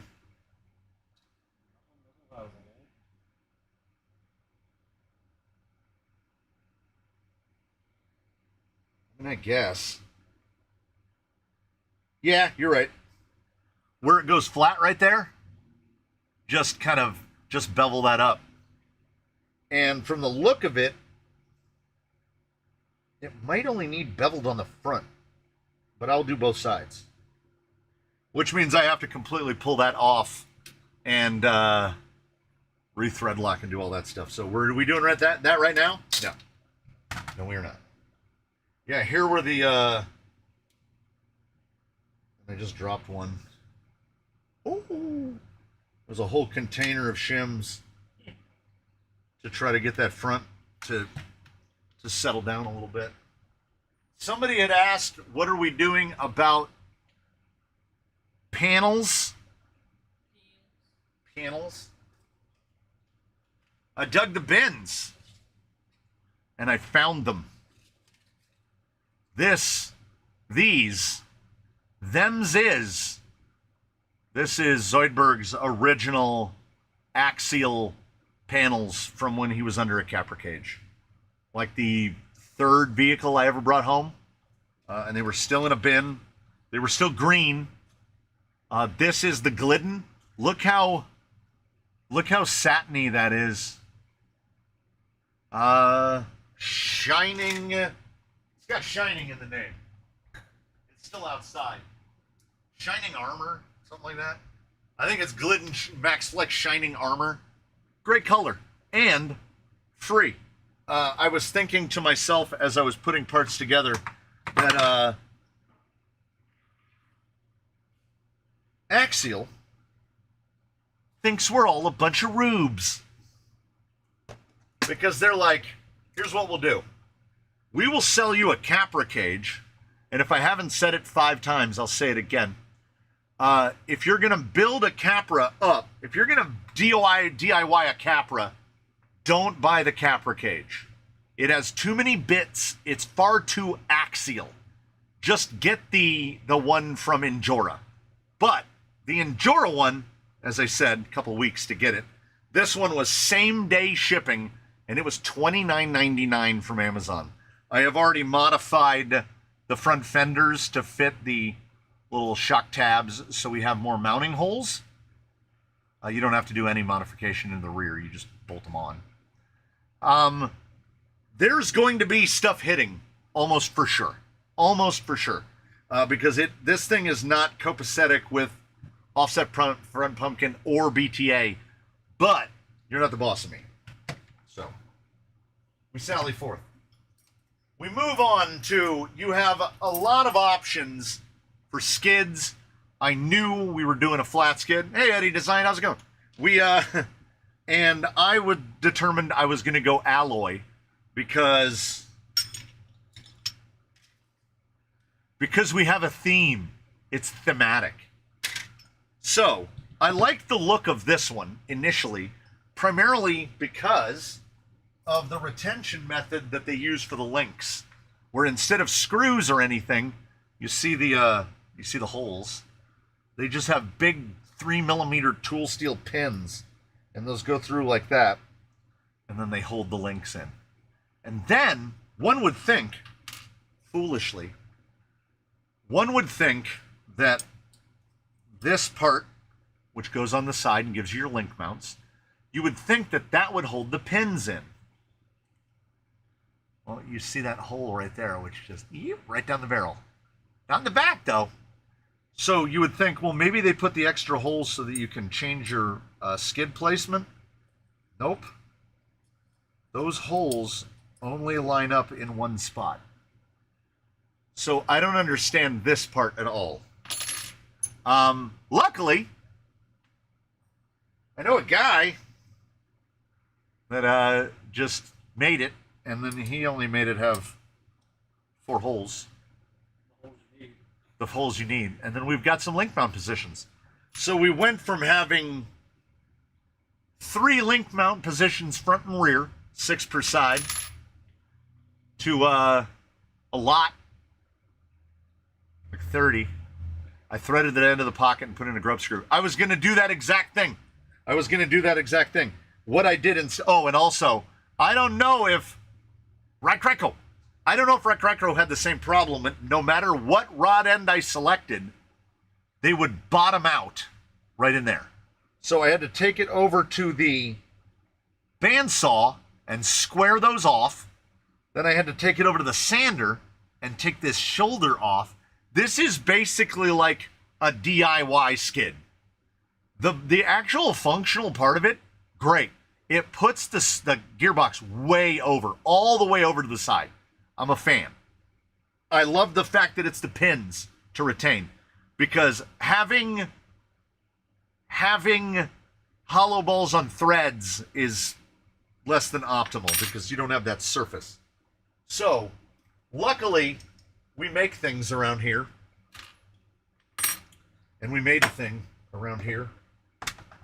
And I don't remember what length screws we used. I think they're 12s. I think it's flat 12s all the way around. Spoke it aloud. I never said it aloud. I said it in my head. But there's so much noise in there right now. Ring your bell. I'm going to ring my bell.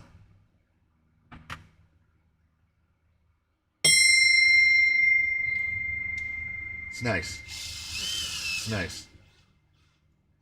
I can't hear the demons. For just a few select moments, I can't hear the demons. Yeah, when you're saving money, sometimes you have to be extra creative. Yeah, this skid is semi-DIY. And I have not assembled this thing to the point where I know that it's all going to work. Well, and again, with the skid, it's 20 versus 60. We are winging it. Oh yeah, while I was looking through A-Main yesterday, the Vader flat skid is $66.99. This skid with these sides on it was $16, was $15.99. And you know, whatever you want to factor as the cost for me building these guys. And again, this was just another another Economoo thing. I did the exact same thing for Economoo. Because when they make these, I understand they're doing it for cap or drop-in, but they're acting as if we're never going to use a tire taller than a 4.75. So I would like a little more link placement options. Now, that said, will I? Can I? Because we've got this guy right here. And then we've got the bottom of the battery tray, which does indeed come down pretty low. I would love to be able to run the battery right there because it'll fit a 2200 no problem. If I have to fabricate something that goes out above the steering servo to hold the battery this way and then get rid of this, we'll do that. But I don't know what we're going to have to do. Because I've never actually assembled this thing all the way.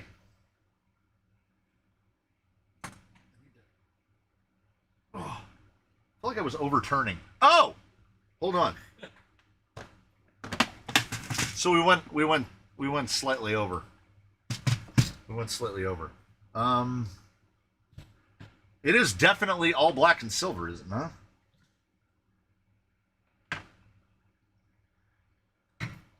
All I need are outdrives, and I have enough parts to build another Stealth X. I love me a Stealth X, man. I want a Vader skid, but why so dang expensive? Not only that, there's an Amazon one where this was going to be my other option. This is the Delrin one that comes with the carbon fiber sides. And then it uses long screws to hold the links in, like like a 50 from one side and then like a little 10 on the other. These are like, you can get these on AliExpress for like $9. So Vader is, I mean, it's $66.99. That is wild. All right. Will it get a chrome air cleaner? I know that they do somebody does a 3D print that covers over this to make it look like an engine. That would be kind of cool. Otherwise, it's just going to be for the fuel cell. I haven't really looked into what the options are for like 3D printed little add-on bits.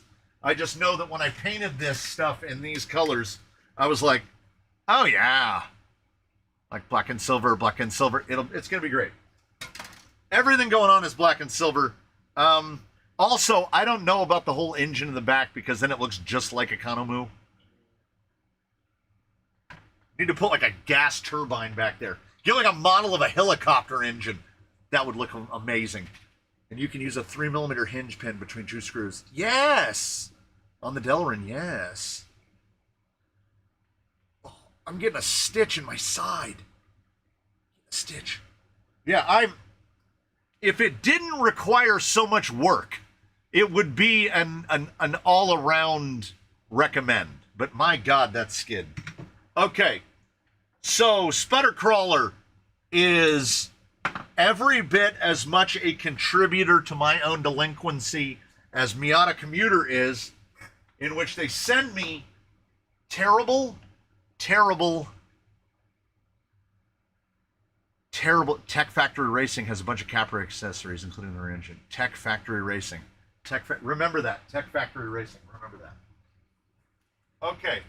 So, if you've ever been to a restaurant, if you've ever frequented a real mass market chain, there's a place called Bubba Gump's Shrimp.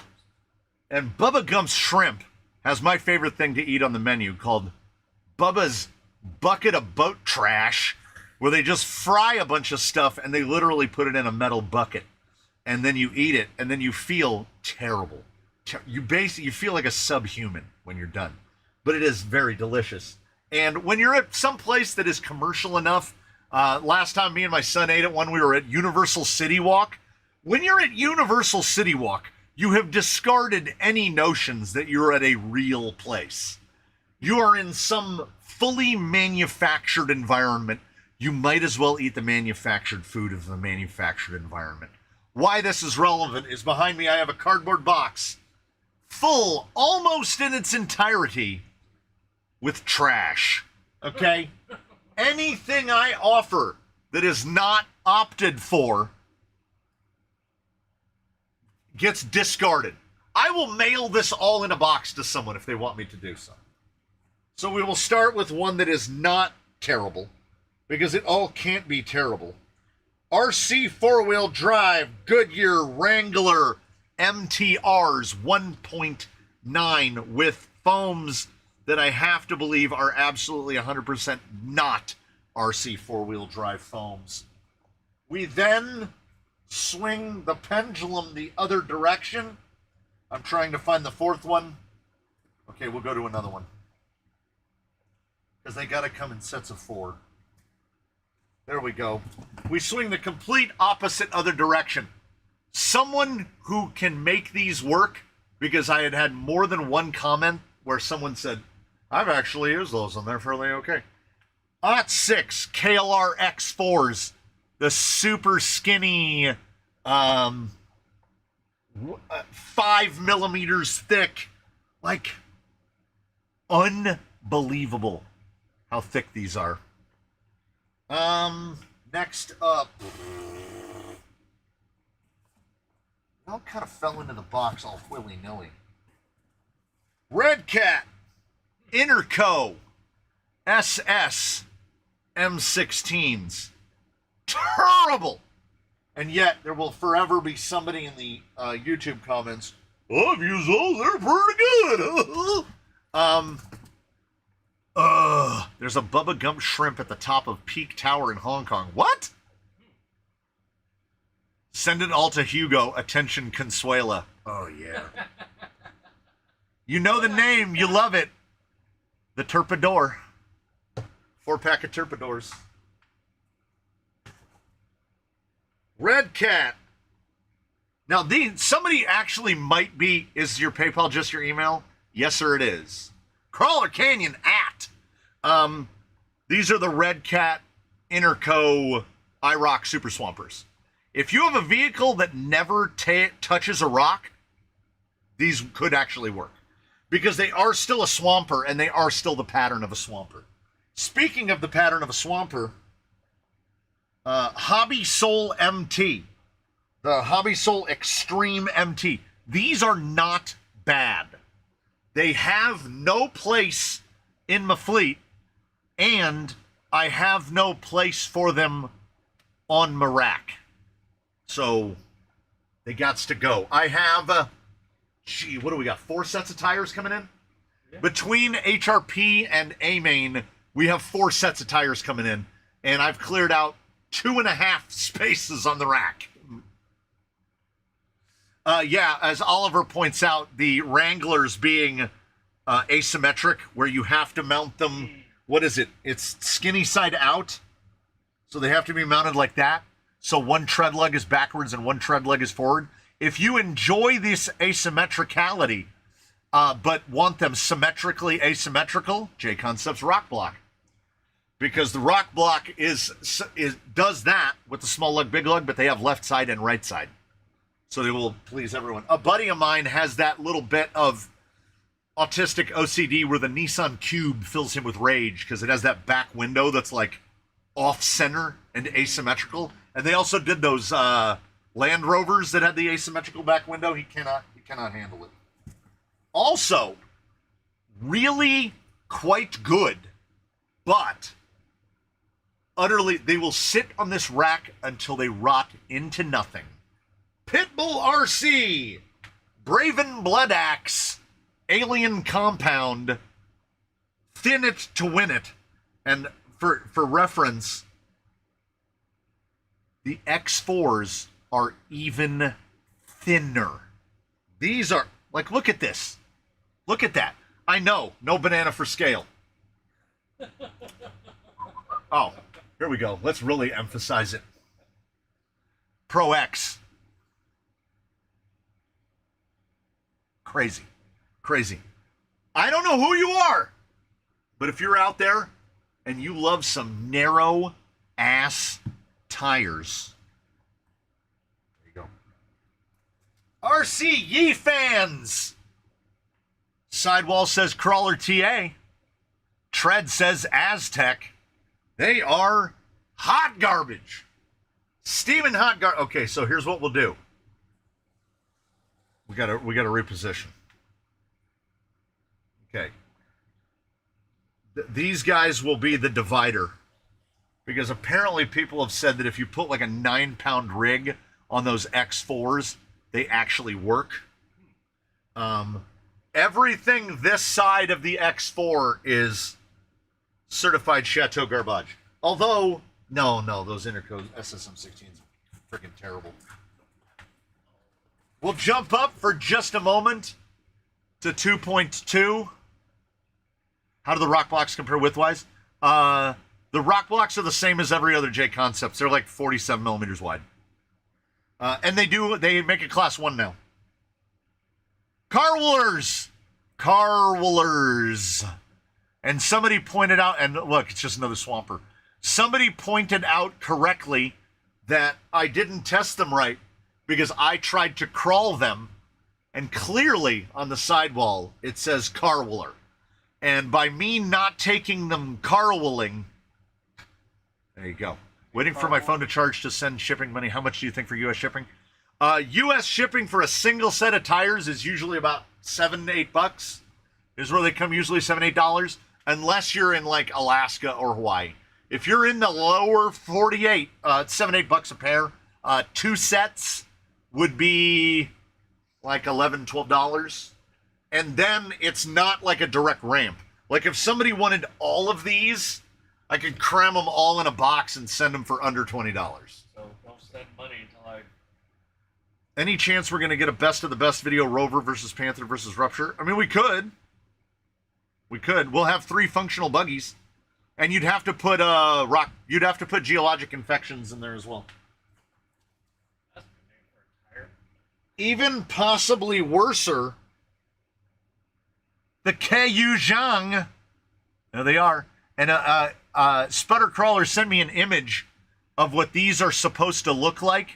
This is not the rim in the listing. This is just the rim that you get. And they are 100% cast. Who makes the geologic infection? That's the J Concepts rock bump. But we refuse to say rock bumps. Okay. Because that's the worst name for a tire ever imagined. Recently sent in, I don't know what these are clones of. Oh my God, they smell robust. These are absolutely robusto. These look the most like what? One of the G-Maids? Proline Grunts? I don't know. I don't know what these are. But they smell. I kind of want to keep smelling them. They smell very robust. I know we've tested these before. I recognize that blocky pattern. Maybe somebody's building a trailer. You know, I don't know. Otherwise, we're going to make a hole in the ground and we're going to throw them in there. And then also sent in a box. I don't know what these are. These look like something off of like an Everest 10. Something like that. Something along the lines of an Everest 10. They are real bead locks. Those are actual screws. I can't. Like, I haven't tested these.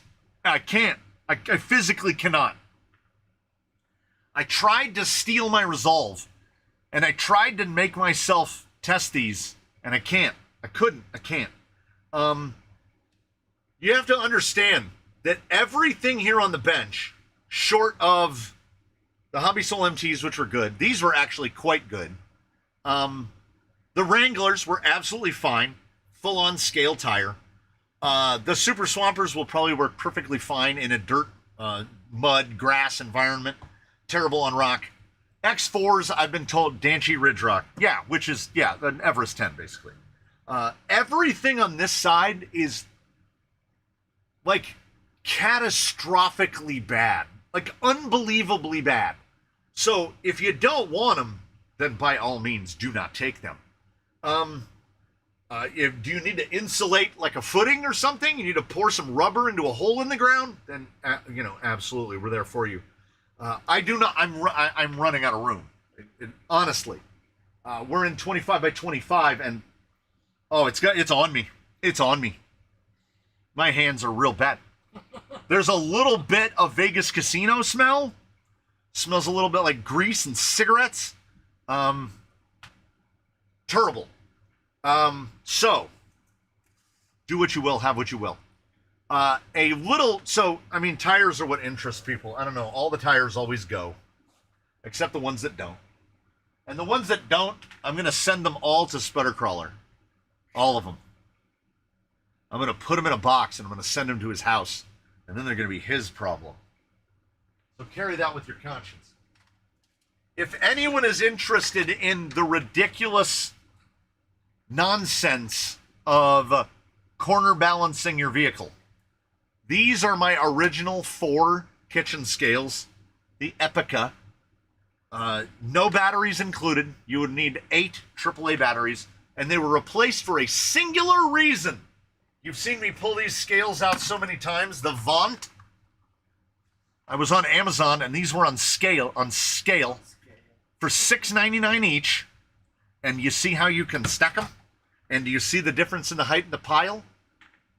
That's how tight the space is getting in here.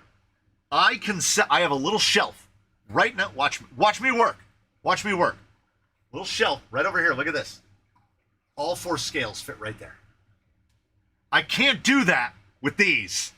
So if anybody wants these scales, I will box them up and I will ship them to you, because they are all still fully functional. They just literally take up too much room. And Amazon hit me with a customers who also viewed, and then I found scales for $6 a piece and bought $25 worth of scales. So there's some scales. Of everything here on the bench, the scales are probably the best thing. 11, I believe they're 11-pound capacity. Okay, stuff that is not directly toy car related and is just gonna rot otherwise. I will find other means. Here's what I'm asking. Don't make me go to eBay, please. I don't want to sell things on eBay anymore. Before I became a bona fide, it just ran out. All I can think is hobby soul, and that's not what it is. It's the name of the microphones, Hollyland. Hollyland sounds like hobby soul. That's pretty close. Before I became a bona fide Hollyland man, I tried these Cinco G1s. Everything should be in there. They're in their little case with all the wires and everything. These are not expensive. About $50. Transmitter and a receiver, about $50 on Amazon. If you would like to throw something my way of up to about half the value of that, you can get yourself some microphones. If you're getting into recording stuff, I can tell you now from experience, just start with lav mics. Just start with lav mics. Don't bother with spending money on I've bought like $500 worth of microphones in my days. No, I take that back. It's more than that. I've spent more than $500 on microphones. It is a fool's errand, because the microphone with the best sound of all the microphones I have is this one right here, which was on sale, a Blue Yeti, which was on sale for like $79.99. And I can only use it for live streams because it's a USB microphone. But if you're recording outdoors, I'll tell you this. I'm not saying that there's a singular reason that I don't watch a lot of RC channels. But if they have particularly bad audio, I'll tell you that's one of them. So work on your audio. Smack some money for the MGRs. Okay, we can. Well, I'm not going to move them out of the way. I'm going to throw them in a box. Right here. Mics, worth $50. I am amicable to most things. We build too many rigs here. If you have parts you're not using and you want to get rid of them, this is the place to do it. Similar to the microphone, it's just going to rot. If you're a PC guy, are you a PC guy? Do you need to build a PC for your nephew and you don't care for him that much? That is I had to write it down. That is a Radeon XFX 580 GTS XXX. It is a graphics card. It is 8 gigabytes of VRAM. It has 3 display ports and 1 HDMI port. They are still available for sale. My son got his replaced with a, I don't know, 4060, 4070, 4080. I don't know. It got replaced with something. That is completely, perfectly functional. If you need to build a small PC for somebody, there's your graphics card, which you can have for literally next to nothing. It's been gathering dust. I had to blow it off with the air. It's been gathering dust now since Christmas. Since around Christmas, it's been sitting there. And lastly, my only other option, I have 2 other options. One is, oh God, please don't say Facebook Marketplace. The other is I can send a message. RC Obsession has 24 of those. Do you want a 25th? Is that what you're saying? Is that what you're saying? You want a 25th? Add to your collection. Add to your collection? Are you doing where the Pokemon card collectors only collect 1 Pokemon card? Are you just collecting Radeon XFX 580s? If so.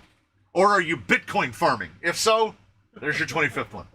My only other option is Secret Castle, Toys and Games, or Facebook Marketplace, which I don't want to do. 500 gigabyte PlayStation 4 with a controller, and I have some games around somewhere. I can try to put a little bundle together. Do you have a nephew that you need to buy something for and you don't really want to? Christmas is coming up. Christmas is coming up. You can get a PlayStation 4 in exchange for a mere pittance.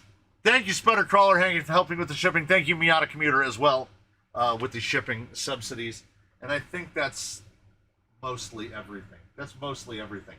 I have been questioning myself, because as I was cleaning out under the bench, this is how you know you might have a problem. Let me align the viewport. Mias, they are the adjustable offset. So you have to put all those screws in to set it, and then once it's built, it's built. And if you want to take it apart, good luck. Good luck.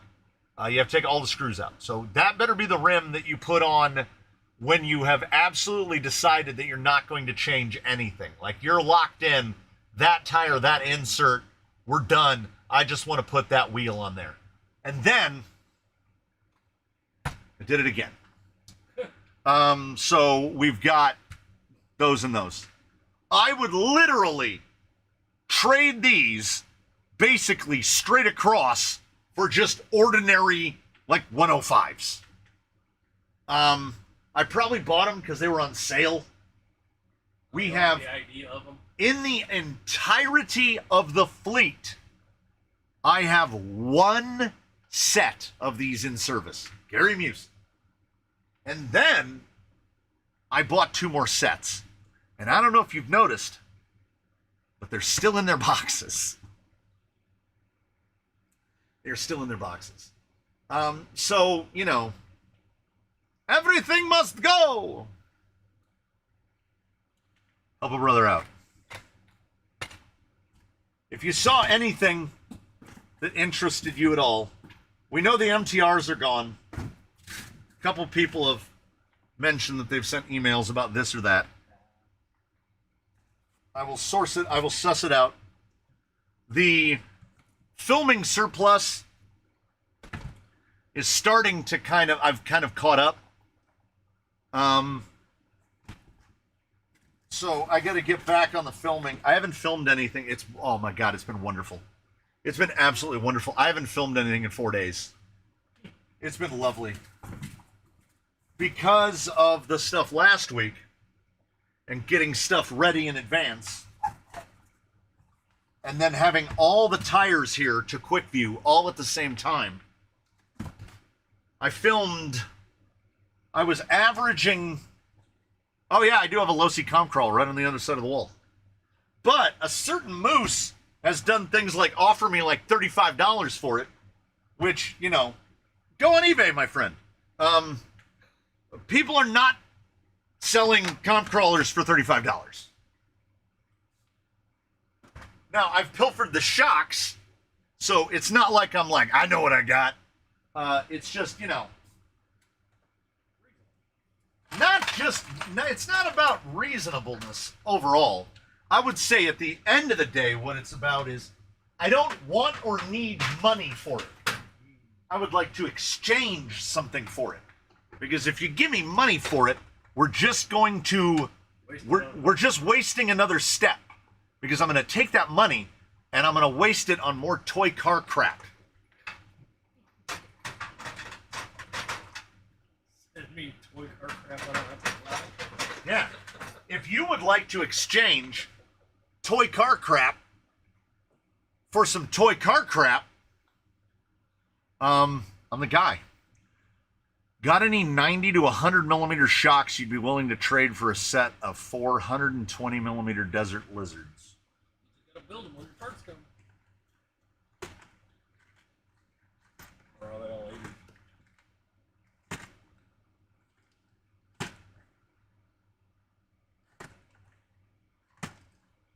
Stupid 6x6s.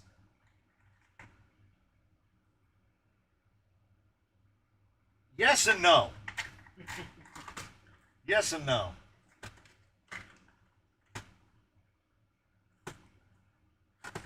Yeah. So send me an email about that, about the shock trade. I might. What do I want to do for parts? What I really want to do is not think about it. Like, I want someone to say to me, just theoretically, hey, would you take this in exchange for that? And when I say this, I mean parts. I mean parts. I don't mean bits nor pieces. I mean things like shocks, links, gears, axle housings, the things of which RC cars are built. That's the stuff I need. Because what I'm doing is idiotic and unsustainable. And I can't keep building a rig every week. It's insane. Yet at the same time, as I say that, it keeps happening.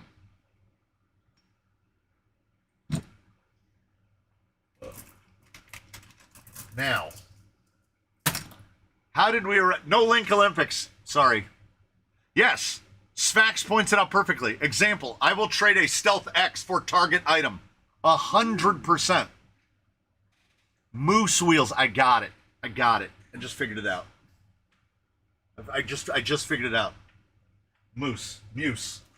Yeah, okay. All right. I was falling behind mentally, but I got there. How did we determine link lengths? Well, we just tried to copy the Ghoulie Moo. That was what we did. We went straight to the Ghoulie Moo and we tried to copy it. Because that seems to be a wheelbase that works. So I'm back. I'm off work and off to play with my toy cars. That's the way to do it. A set of elements, straight axles, links, and element shocks, that'll get it. Consider it did. Consider it dude, you dude it.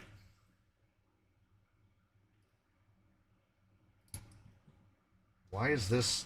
Why are you... Remember when I said the thing about when you put the screw in? The screw actually impedes the hole. How about rig for rig? Oh. That's interesting. What are we talking? Throw me some names and numbers.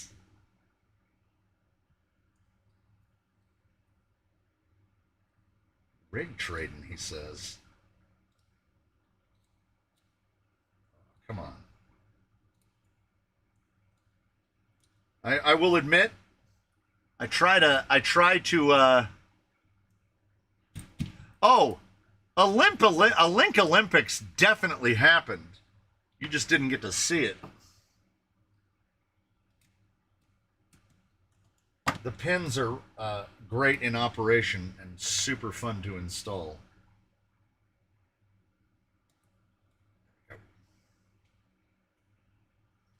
I drilled mine out because as they come, the pin only embeds into this side like 1.5 millimeters. So I drilled it down to where now it inserts into that side about 5 millimeters. Because I had initially had the notion of putting a set screw in to keep the pins in. And then I ordered a small amount of money in links from Amazon, some of which, I believe these two were among them, some of which were delivered last night, the rest which were supposed to be delivered this morning. And then when I awoke this morning and went to Amazon, they were like, oh, by the way, all those links, yeah, you're getting those Saturday now. I was like, thanks. So that was what prompted me to make the sides with the more link mounts, because I said, if I have way more link mounts, I have a way better chance of actually getting these things to line up. Going 1 for 15 is you have a better chance than going 1 for 3. My batting average is definitely more on the 1 for 15 side. Can I interest you in an Ascent Fusion? I don't know if he was specifically trying to be funny, but I took it as that. It was humorous. It wasn't. That was humorous indeed. I was regaling folk on the Discord with the information of how many of my total channel dislikes came from the Red Cat Army. And Red Cat Army is so open with their willingness to give you a dislike on a video that they have actually managed to drive all of the Red Cat videos below the channel average in terms of dislikes.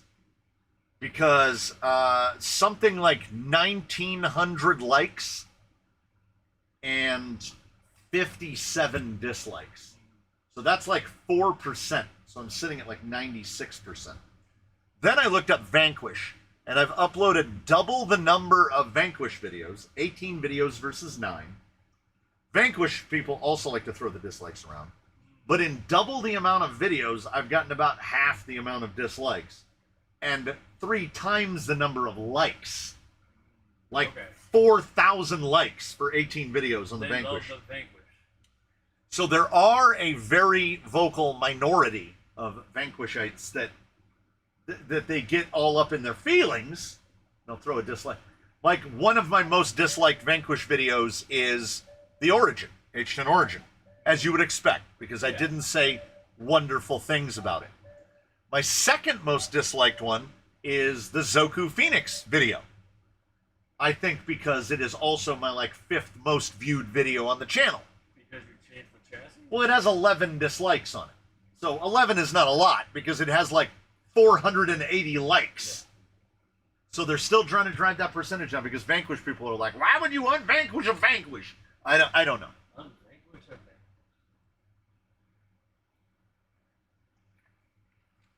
I bet there's a Red Cat Discord with Crawler Canyon as the title of the channel, where they can just go in there and talk about how much of an idiot I am. It wouldn't surprise me. Chuck with a 5! And I used to know who he was giving them to, but now the @ thing is starting to irritate me as well. So anyone else irritated by the @ I join you in that. Because I don't know why they were just like, yeah, you know what sounds like a great idea? Put your email address rather than your... Yeah, let's just put the @ Let's put your screen name thing that you chose instead of like the name that you picked. Yeah. Just say. We got the 1-2 for the Red Cat Army is mad because they're poor, and the Vanquish's army because they're mad because their toy truck made them poor. I feel like they wouldn't find that as amusing. But being non-denominational, you can say what you want. Yeah. You hold no allegiance. We're going to find out real fast if we have to space these out.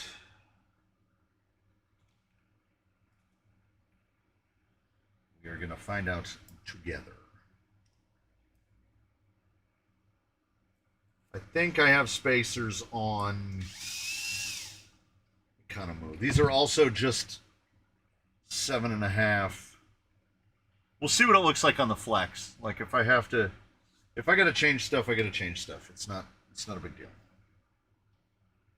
Nothing ever goes right the first time. Vanquish should leave the RTR stuff alone. From your lips to God's ears. Yep, do what you were doing. Should have stuck with building the kits that we all liked.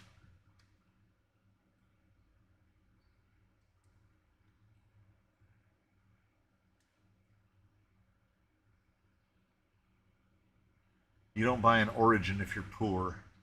It's true.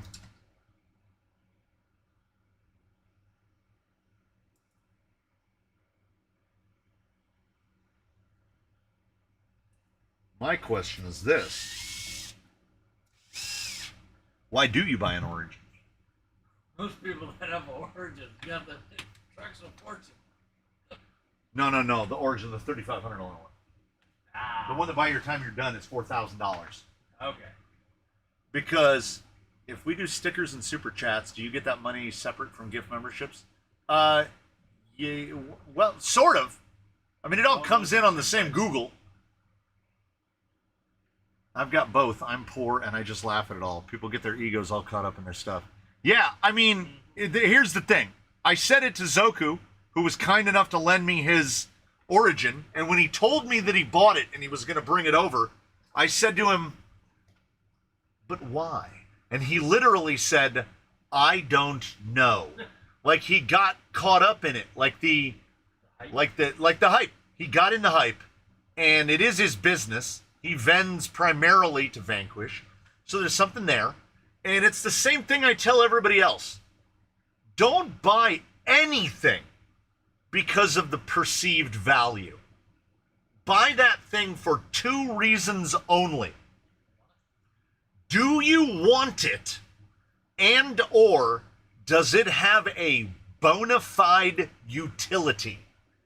Did I want to buy this? Did I want to spend $900 on a camera? Which, I'm a camera guy. I've been a camera guy for a long time.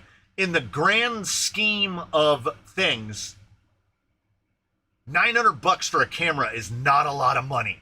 When, hey, what do these cost nowadays? Like $1,500? $900 for a camera is not a lot of money. There are $6,000 cameras out there, no problem. People buy them all the time. So, I bought this because I wanted it and absolute utility. I use this camera nearly every day. Not the last 4 days, but nearly every day. Like, I very rarely regret buying camera equipment because I wanted to buy it and I know it's going to get used. I've got a damn DeWalt deck gun, you know, for shooting screws. The bandolier of screws goes in and you're, dear. I used it once. One time. Did I need it that day? Oh, good God, yes. Whenever I talk about stuff like that, I feel like mechanics. That every mechanic has that $300 tool in their tool chest that they used one time. They had to buy some sort of wrench that only fits a BMW, and they used it once. But if they didn't have it, it would have been a miserable day. So yeah, also don't buy a stance. But the new Phoenix Portal RTR looks awesome. I can't tell if you're being serious or not. I personally think the graphics are what someone might call a little much. And also, if you take a Phoenix and you take the VFD twin out of it, they're basically they're doing this. They're shell gaming with themselves and with their customers. Because a non-twin VS410 chassis is a Fordyce, but that's straight axles. So if you put portals on it, is it a Portal Phoenix Is it a... No, it's a Fordyce. Because to me, a Phoenix had a twin. So it's a Portal Fordyce. Not that it matters. You know, they made a straight axle Phoenix. They made a Portal Phoenix. They could have just called it the Portal Fordyce. I would be amazed if by not the end of this year, if we don't see a Portal Fordyce. Because then they just sell the exact same thing with a different body on it. I thought the stance was the Portal. No, a stance is a detuned VRD carbon. A Fordyce is a straight axle Phoenix without a VFD twin in it. Okay, different term. Every other part is the same. It just has a regular VFD in it. And then they do things like they take away gears, like machine gears, and for a little while they give you sintered gears, and then they go, here you go. They give you the upgrade of giving you machine gears when it always used to come with them. You took them away and then gave them back. Here's the thing we gave you that we used to give you. They used to be included. Not gonna lie, those Phoenix graphics give me Walmart toy vibes. Just sent you a video on Discord of a tank track skid. I've seen those on full size. I want to say that crazy FJ that was going around SEMA had the tank track skid on it. I've never seen one of an actual tank track skid on one of these. I think because we tend to have the gearbox bolted to it. But if somebody's made an actual tank track skid, that would actually be pretty cool. Moves? Yeah, like moves like a tank track. So if your belly gets stuck, you just power up the tank track and go right over it. Nice. That dude that does crazy stuff with Legos has done that with the tank track in the middle. All right, we're going to get to at least a mock-up. We're going to get to a mock-up. I was smart. I'll smirt SMRT in at least one aspect, which is I didn't bolt the other side of the cage on. Not 100% sure the best way to do this. Ordinarily, as you may or may not know, I like to work the opposite way, which is I like to start with the links all attached to the axles. I've got a fully dressed TRX6 with a Pro and a Builder's Kit 2 with a Fusion. I'd be willing to trade for a Jolly Green. You could even gut the electronics. Food for thought. Oh, I'm thinking about it. Jolly Green or Jolly Green Kit? Product amnesia. Ooh. They actually have an industry phrase for it. Product amnesia. Well, a lot of them that are buying them don't realize they used to come with it. That's true. Because they just got into the hobby or... That's true. He is absolutely right. Yeah, they're counting on the new guy. Of the tires you've tested, is there anything that closely resembles M3 Masher 2Ks in size and performance? Mine are about worn out and I like them. I just don't want to put ruptures on everything. In that MT look. When I think of that MT look, nothing really springs to mind. I mean, I was going to say you could do like a Rover, but a Rover looks basically like, is almost indistinguishable from a rupture, except by size. What would I think of? Yeah, Houston, we gonna have a problem. We're gonna go dirty. Is everybody ready? I'm probably gonna end up having to cut this triangle out of the cage and bend myself a bar to clear that, because I think the drive shaft's gonna hit it as well. I think I basically need to just cut the whole bottom of the truss out. And without disassembling it, I can do it really ugly. Swampers RC wants the rock blocks. Which are the rock blocks? Swampers.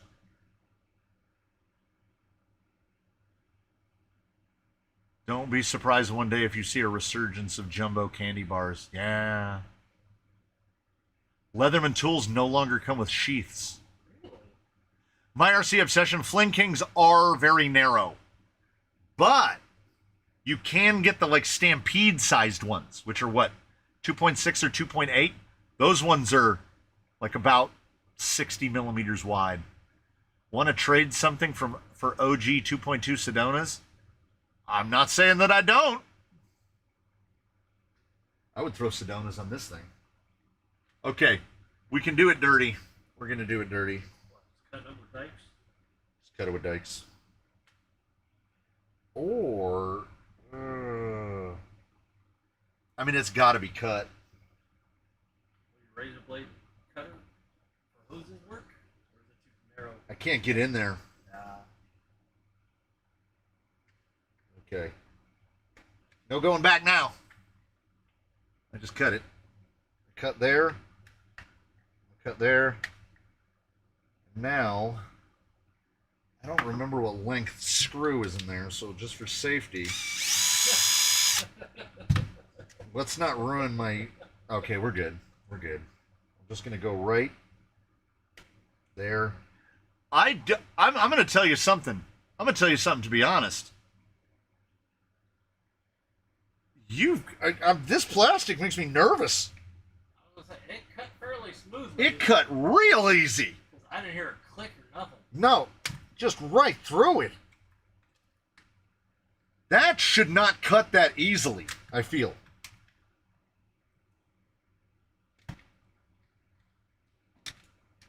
Okay. Will this compromise our structural integrity? Oh, we gonna find out. Well, an enduro gauge is 2 weeks away. I'll even buy your coffee drink today, so you have to think about it. Oh, look. Listen. You're offering me stuff. Listen, my friend. You come over here on a nice afternoon that's slightly less hot than this one. I will fire up the machinery, and you won't get what the other people got. I'll make another one. I'll cut another Jolly Green, the OG, made by hand, like this, but better. I'll do it again. I'll do it again. Like, if we're talking about, if you want to get a Jolly Green, we'll get it done. We'll make it happen. Zoku is supposed to bring me one because I'm supposed to send one to Belgium. But I haven't seen or heard from that guy in a couple weeks. So, oh no. Oh no. we might have to flip the link upside down the other way. We are going to have some issues on the Bonafide Capra cage. This is this is not going well. Why don't you order your Endura now and then swap it out when it comes? Oh. Where the hell did that come from? There's like a giant machine bolt just sitting on the bench. Must have been in one of the tires. Seriously, where did that come from? Keep cutting out braces until it collapses under its own weight, then put one back. We're living that race car life. Get the super glue out. When it collapses, put one of the braces back in.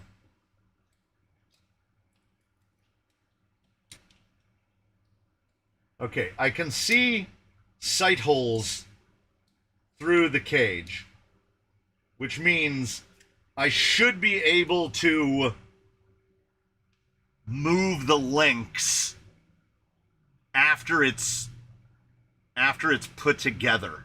This is why they call them chopras. We're gonna like. Now I'm up a bit higher, so we'll see what Gumby number 2. Oh man, I guess Yukio is just as bendy as Gumby. It's crazy how much this thing is flexing. Well, you cut out a lot of supports. No, I mean, like, when I went to cut the plastic, Nah. the plastic just felt really, really soft. Almost Gumby soft. Maybe because it's new, it hasn't vented enough to harden. Still got them VOCs up in it. I didn't know. You know, I had Gumby 2 the Reckoning, but with a W. And here's the thing. Here's the real deal. So, a real Capra Oh, J Concepts has Chevron Tread Renegades. Yeah. Here's the thing about the Capra. If we look straight from the front, do you see a gearbox? And Capras don't come with a flat skid. They come with a drop skid. So why do Capras not just have 3 gears in them? Here's the idea. Hey, Axial! Because they were made by Axial. Hey, Axial, you dumb morons! Listen to this. They could have made Capra 2.0 and just put an LCXU in it. God, that would be a good Capra. Oh, God, that'd be a good Capra. But no. They were like, you know what we should do? We should put 4-wheel steer in it and charge them $100 more for it. Oh, that transmission that was in there? We don't make it anymore. And then we're going to take the transmission and we're going to improve it by making the gears slightly lower. Not a lot. Not too much. Just a little bit. Did I win on picking the name? Yeah, it's pretty much Yukio, isn't it? Like, I don't know if the collective has decided, but I feel like Yukio is just right. I imagine it's the wife. She'd be fine. If I said the chat said that they're going to name it Yukio after from Hi Wade, she'll be like, yep. Yeah. The wife's watched Deadpool like 40 times. It's one of the movies she sleeps to, so figure that out. It's in the rotation. It is in the rotation. Yeah, when I was assembling the other side, it really clicked to me that I had really blocked out how many screws hold a Capra together. Anything would improve a Capra transmission, 100%. Second worst dig they've ever made. Maybe the worst dig they've ever made. It depends. It depends on how you feel about it. I think the 10.3 box is worse. The original? The OG 10.3 has the worst dig and the worst 2-speed. We might have to move the rear links to the inner mount point. And as long as they clear the drive shaft, that will be fine. So I'm not going to move them until we slap an axle under it. How many screws am I missing? Oh, just a lot. Just a lot. A whole lot.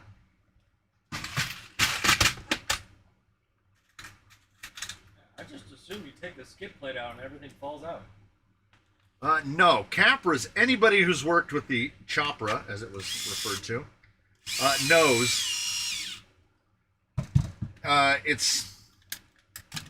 think Vanquish took a lot of inspiration from the Capra, where they were like, what's the maximum number of screws we can have somebody remove if they need to work on something?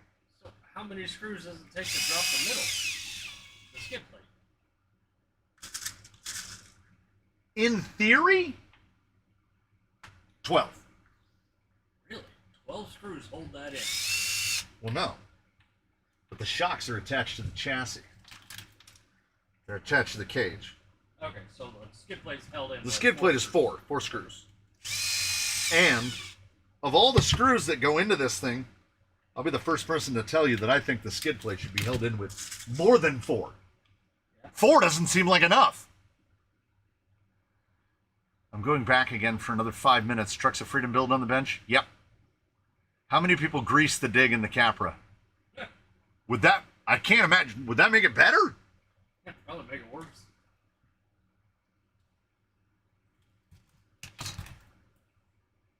You have a limited slip dig. Limited slip dig. Though looking at it where I cut it, if I put a nice grindy wheel on there, I think I can grind this tube back enough to where maybe we can get clearance on that link.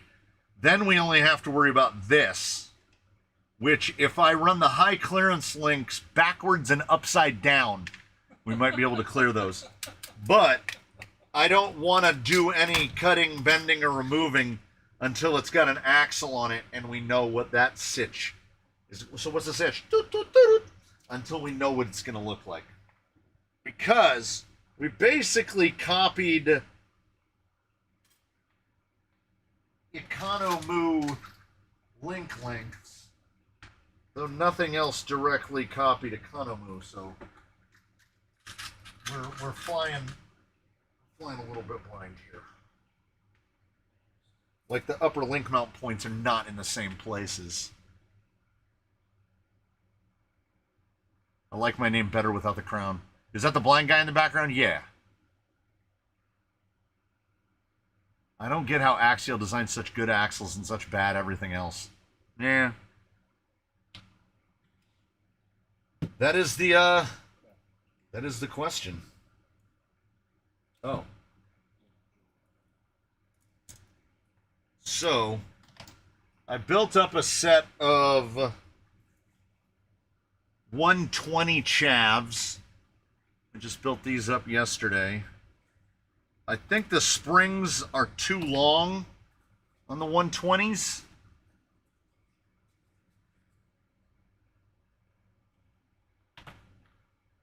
Mo Trapper is heading out.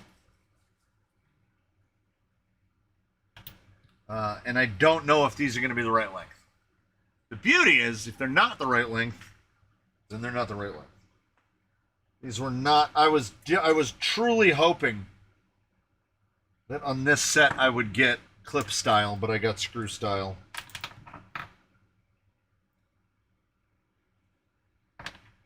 Really stabby. Rebuilt. They used up the last of my. I used up the very last of my rebuild kits. I don't know if I'm going to need spacers on these. I got to mount them right side up because when I assembled them with the rod ends, I didn't know that the rod ends that are on the other end won't clear the chassis. The shocks might need to be completely reoriented. I'm just hoping that when I go to set this thing down, it kind of looks like it's going to line up.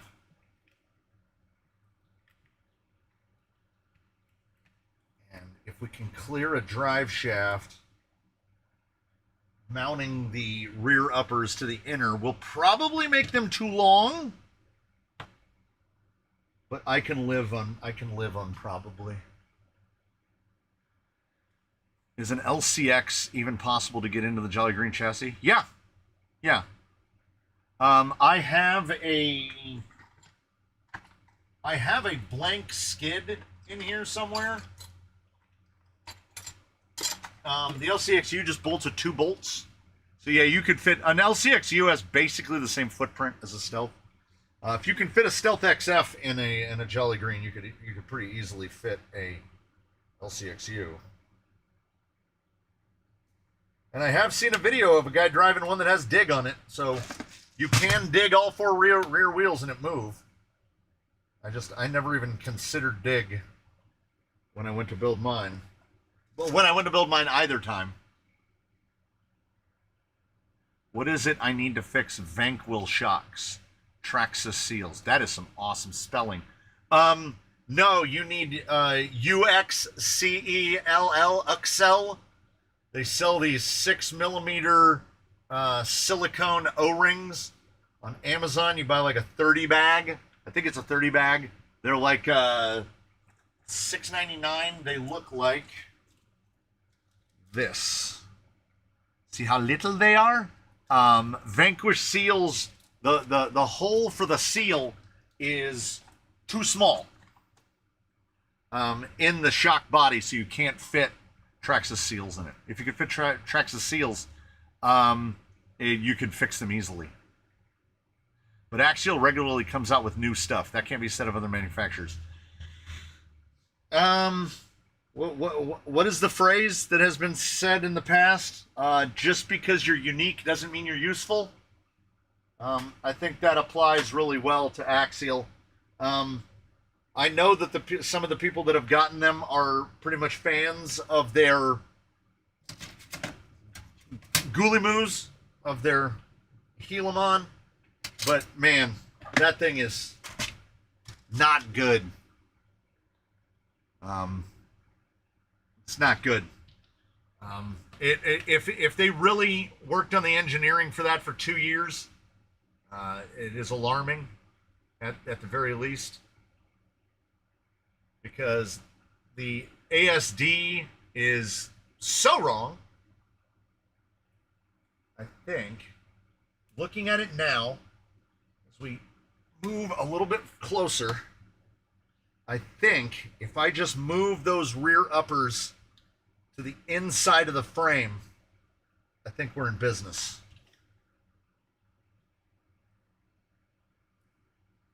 The humidity in here has to be through the absolute roof. 57%. Inside the building, it is now 84 degrees and 57%. Welding One put a VFD stubby in his Jolly Green. Can someone send me that stuff in a link to Discord? I'm driving. I got a Ford Ice, and the shocks are leaking. I'm going to try to unpack that. Ford Ice? Ford Ice! Ford Ice. It said Ford, F-O-R-D, space I-C-E, Ford Ice. So he's doing speech to text. Yes. If you've got SADs on it, of course they're leaking. What do you mean? Why wouldn't they be leaking? Of course they're leaking.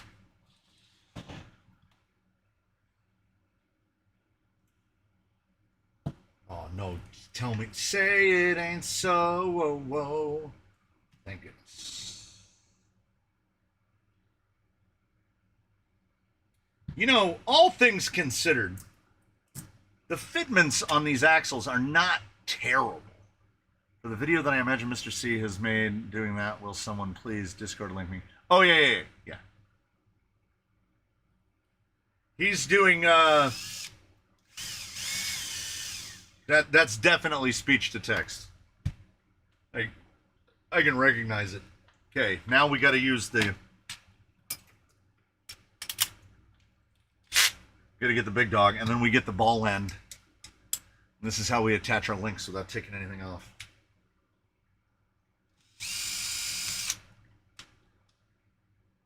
I don't like that 12. Give me a different one.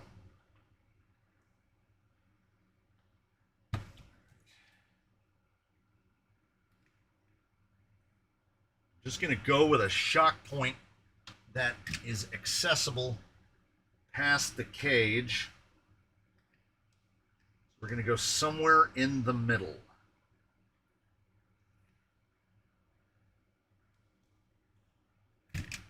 Or not.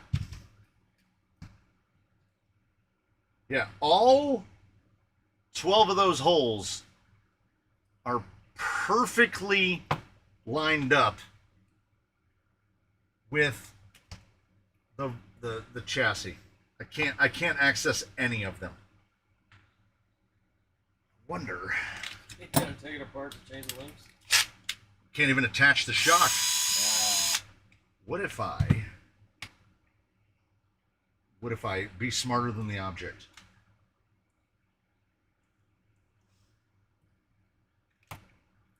This is infuriating.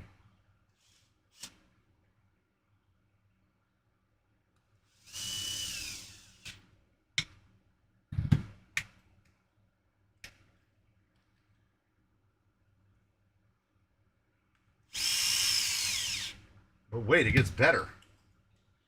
The way the link mount is... Well, okay. Part of the onus is on me, because they want those the things that give you the more holes, they want you to mount them facing down. I don't want them facing down. I want to add more shock mounting holes that are higher. Because a Capra comes on like 96s. Now I want to slap this Capra on 120s.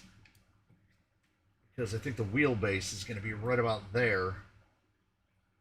If all goes to plan, we should end up around 365.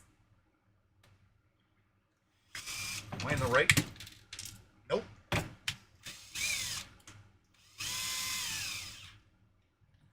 Okay.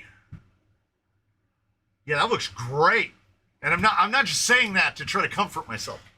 There was a little self-comforting in there, but not mostly.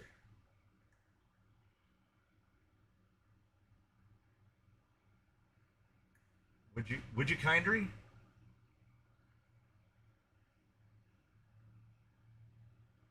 I think right there. I think right there. All right. I just built some Rizixel Capras, installed the AMK double cardan shafts, and had a pin fall out on the first run. Do you take apart and Loctite them before installing, or did it have bad luck? Firmer Wes, you need to completely disassemble them, clean everything, and then put them together with thread lock. Well, you used to. Now you don't. Because the set that is in this axle right here is thread locked to the moon. I didn't even want to put enough tension on the screw to try to pop it loose. I gave it that and went, nope, that's not coming out. So the new ones are really thread locked. They used to basically not have any thread lock. Like they would just self-disassemble on first run. So yeah. You can remove the screws easily. Yeah. That's the easiest way to check. You take your 1.3 millimeter and you give it a little thrust, and if it moves, then yeah, the whole thing needs to be taken apart and thread locked. I think I said this is gonna be fun. I feel like I'm building a ship in a bottle. You are. Capra with the ship in a bottle vibes. Okay, now I'm using a cut to length. The only thing I asked the universe for. Universe, please make it so that the drive shaft doesn't hit this upper link. That's all I'm asking. Because while I can make an adapter to scooch the Stealth X over just a smidge, I don't want to.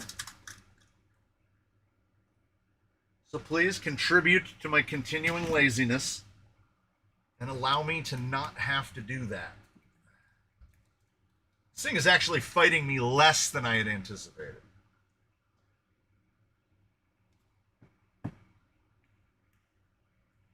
Okay, I said something nice about it, and then it was like, I got you now. I got him right where I want it.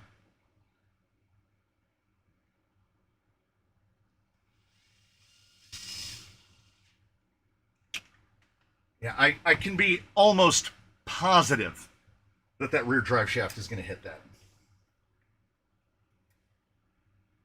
But move to the inside, we have eliminated much of the problems we had. Pinion angle, I would like it clocked a little bit more. I can do that by just going a hole back. But like that's A-okay. We literally get full shock collapse at full compression right when the uppers touch the fuel cell. Now, in terms of articulation, we throwing. It is 120s. And those are 2669s, 3-hole 40 weight. So that rear feels fantastic. Look at that guy. That's the link separation I'm talking about. I can actually go up a hole. It might not hit. I don't know. It's going to be really close. If I do them backwards, and now, like with the Endura cage, do you have this? I think if I install them this way, so that the little short end, I think we might clear. Yeah, it doesn't do this. The Capra cage it's like bigger than I remembered, but still very small. Like you're really cramming stuff in here. Now, what do we think my chances are of getting the front axle on? What? Tuna and Tomatoes is back? Say hola to Consuela for me. Hola, Consuela. Although we did on the Discord, we said we liked Marisol too. Marisol. Ay, if we're not here to give that kid the business, who's going to give that kid the business? That's the question. I think in the front, we just need to move the links down like a lot. So is that Hugo's email address, screen name, tuna and tomatoes? No, he said, they asked him what he was eating for dinner, and he said tuna and tomatoes. Which is wild. Yes. Very wild.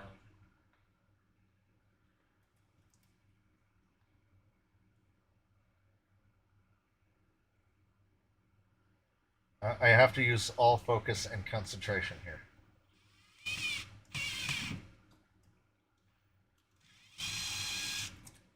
Dang it! I unfocused for just a second.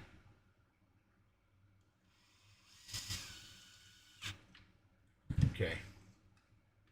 Okay, going down a hole, that is probably as much as we need. I think I had it up too high.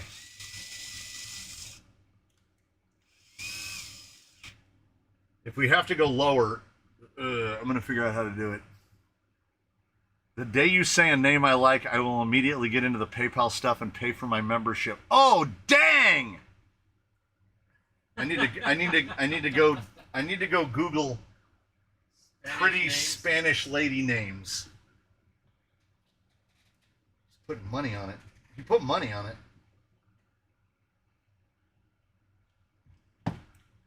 All right. Oof. It's getting a little sweaty. You know what they say? Don't sweat the petty things and don't pet the sweaty things. I definitely qualify for not petting the sweaty things. I am bathing right now. Margarita. Let me search for a pic online of what I had for dinner. It's not weird. Yes, weird. I don't know if he's going to manage to sell me on tuna and tomatoes. I'm going to ask my wife. My wife, because my wife goes to the gym and she doesn't lead a wasteful... Cantaloupe! So my wife has more discipline than probably any of us combined. And eats tuna fish probably 2, maybe 3 times a week. And when I say eats tuna fish, I mean like her lunch is tuna fish and like 8 Triscuits. That's her lunch. To which I say, no thank you. Would it be easier to bolt the uppers in first? Yes. I will have to ask her what she thinks of tuna and tomatoes. Cantaloupe is amazing. I thought Canyon Lupe. That's what I heard. Okay, that hole needs a 15, not a 16. He sent a picture on the Discord. I'm going there immediately.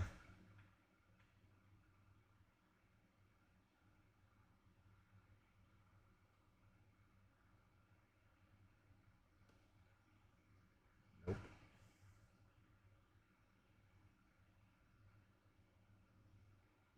Where? Where? Them other hobbies? In the photos. Oh, my dinner related to the live. Oh, okay. I mean, yeah.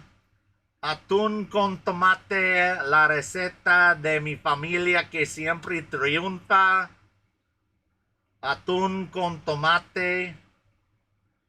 Te enseñamos a preparar de manera sencilla. I mean, it doesn't look, you know, if you didn't know what it was, it would just look like Incontinentia. Ooh. My mates were a weird meal when we were working south of Barcelona. It was just tomato slices and onion slices on a plate. Eee.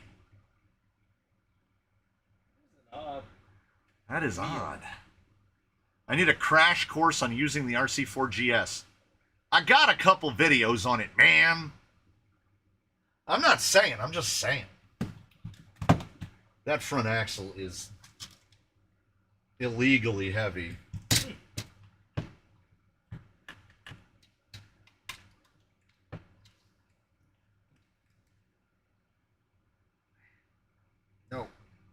Stop. No. Don't be that. Don't move like that.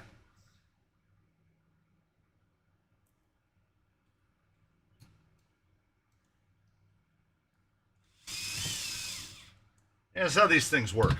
This is fairly typical, in which it takes 8 to 10 hours of pre-prep, and then you got to build it, and then you have to. Take it apart and rebuild.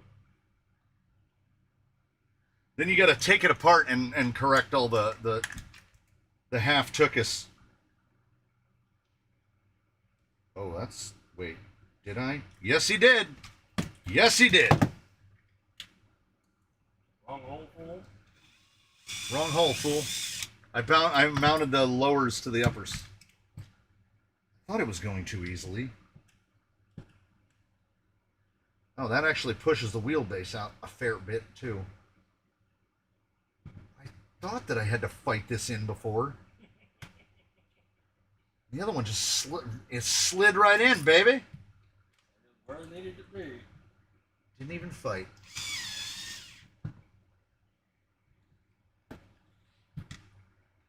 I do only know Spanglish. I've said it before. All of the Spanish I know I learned from the Mexican dishwashers at the Pizza Hut. So most of it is heavily Mexican, and a lot of it is cursing. I forced my wife to watch Wheel and Wednesday a while back. Watching the driver's ed video yesterday, she could hear it and made me put it onto the TV because the loud toy cars guy's wife is in this one. Wow.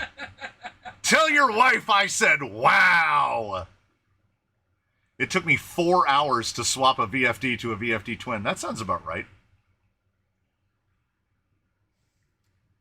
Yeah, because there's absolutely no shortcutting there. You have to replace everything.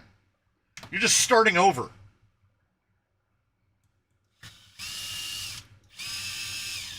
Honestly, if you're contemplating swapping out a VFD for a twin, you're kind of better off just buying a vehicle that has the other gearbox in it and just starting over. Just buying the slider chassis? My buddies want to make me carbide axle housings for extreme weight. It would be super expensive, but I could sell one pair and be set for the year.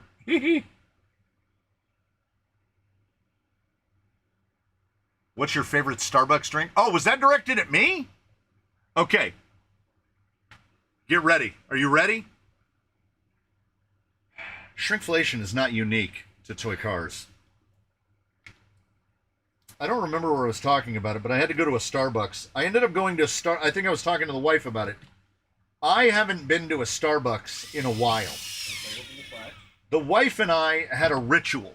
Every Sunday morning, I would go to the Starbucks and I would get us breakfast. It was just our little Starbucks breakfast. She would get a little, with some egg bites and a vanilla latte, and I would get myself like a sausage croissant sandwich and a blueberry scone. And then Starbucks discontinued the blueberry scones. No more blueberry scones. So we stopped doing breakfast. Then it was just getting, it was a Java chip. The Java chip was my jam. The Java chip Frappuccino. So about 2 weeks ago, I'm taking the kid out to a test in Riverside, and we get there way too early. And I go, hey, let's go over to the Starbucks and get something, right? They can get a strawberry acai refresher, and because they don't like coffee at all, and neither do I. And I'm like, I'll get a Java chip. We go up to the window, and I say, I'll have a strawberry acai refresher and a grande Java chip Frappuccino. And they say, oh, we've taken Java chip off the menu. Yeah. And I turn to my kid and I say, well, I guess there's no reason to go to Starbucks anymore. So we have a local place called Clatch Coffee. I always thought it was Coffee Clatch, but it's actually Clatch Coffee. Okay. We go to a place called Clatch Coffee and get a drink called the Patio Special. And it's basically the only coffee drink I drink. It's the only place I go now. It's basically a coffee milkshake. It's a coffee milkshake. It is a coffee milkshake. Well, okay. Imagine a milkshake with a shot of espresso and an Oreo in it. That's what it is.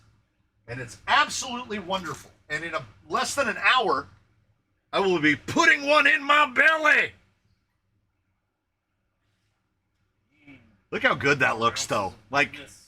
look at that. Look at all that. Why don't they sell stuff that looks like this? Because it would cost too much. Because it would cost too much. I mean, he's not ultimately wrong.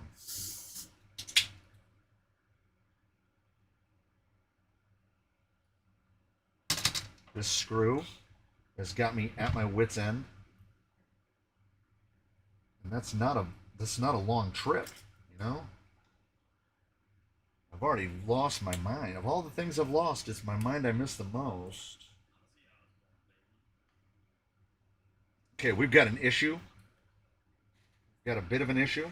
Hopefully, shock placement will clear up this issue. Because I'm having a real time maneuvering the front axle. And that is because the servo is getting stuck on the cage. Like a lot.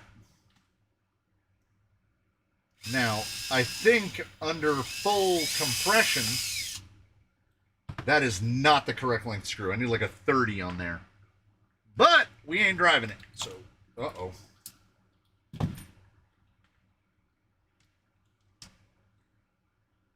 Is this thing gonna work? I can't believe. You know what? I'm as amazed as anyone else.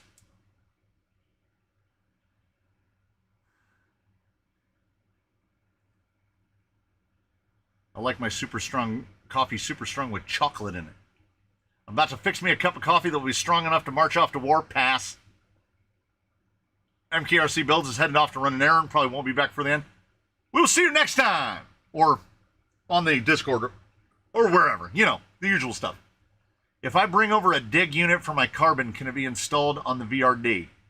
Not a real fan of taking apart. Yeah, I can actually. Now, putting a dig on it is actually not that bad. You're going to need a drive shaft, don't you? It comes with all in the kit. You'll catch that last 30 minutes on the replay. 30 minutes on the replay! I didn't think this through. Did not think this through. Okay, we're just going to attach this shock to a screw hole that we can see. It needs to go into a screw hole that we can't see. We're going to go into that one right there. And I absolutely and positively believe that we are going to need... Oh, it's gone. It's gone. It's gone! Oh, we're going to need a brace between these shock towers. Because this whole front end is flexing around like crazy.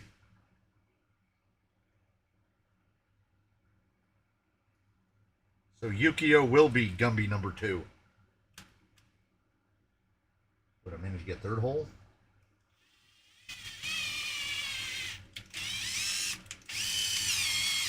I mean, it's nothing a little Dremel can't fix. How's my droop look? It's pretty even. You know, that needs to go, that shock needs to go back, I would say all the way to the back tab. Now, if I do it all the way to the back tab, I can probably mount the shock to the tab and then mount the tab to the vehicle. Now, I can put one more screw through right here.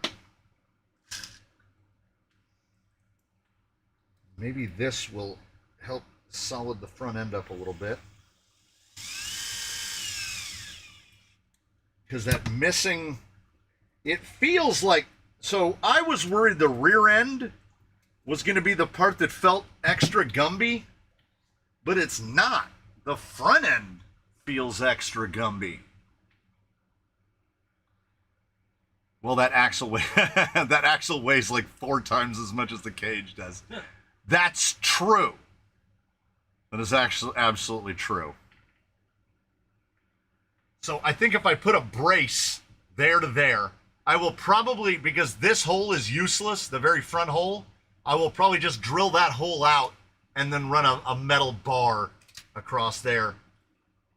So when we get full droop, we're getting a little more droop out of the front because the shock is standing up a little straighter.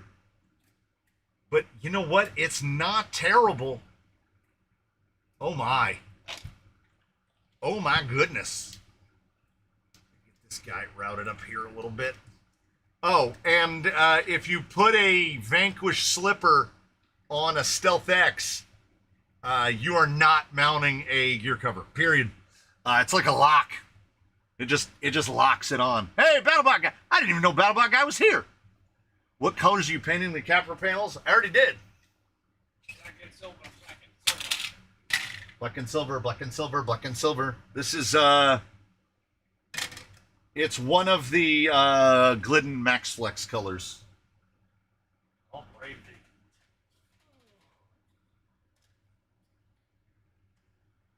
Hopefully I can pick up the can.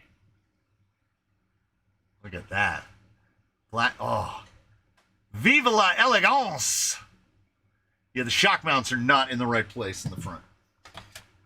And as I'm looking at it right now, if there's any drive shaft problems at all, we can cure it, because that gearbox, I usually like that they're way over to one side, but how well do they line up? It's pretty close on the lineup.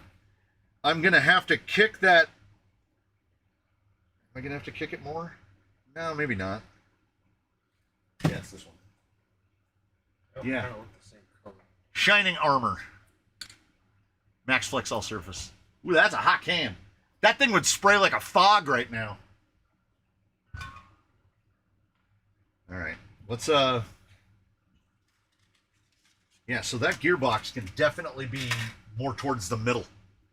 Like, I could move that gearbox over like 8 millimeters. Well, beneficially or just moving it? I'm just worried about the links. The shocks in the front look super long because I can't access any of the holes that I need to use. I need to have that shock laid down a lot more. The shocks are 120s all the way around. I'm getting about 7-8 millimeters more droop in the front than I am in the rear. Not huge. And then I've got lock nuts for the wheels. There they are.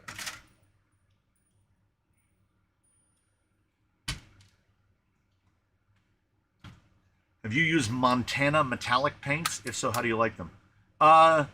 They sold them. No, they Yeah. sell them at the hobby shop. Yeah, that's at the hobby thing. shop with the Hobby Lobbies. At the Hobby Lobbies. I think we've only used like the fluorescents. Those Montana paints are excellent. That's what Sheila got painted with. That paint is excellent because they're acrylics. Those are spray acrylics. And they go down great. Oh, wheelbase. Should be 365. And yet somehow it's 360, which is exactly what Economoo's wheelbase is. I used his links. So there we are, 365. Did not have time to bodge together a drag link. Maybe I still will. Maybe I can throw a drag link on it so the front end stops flopping around.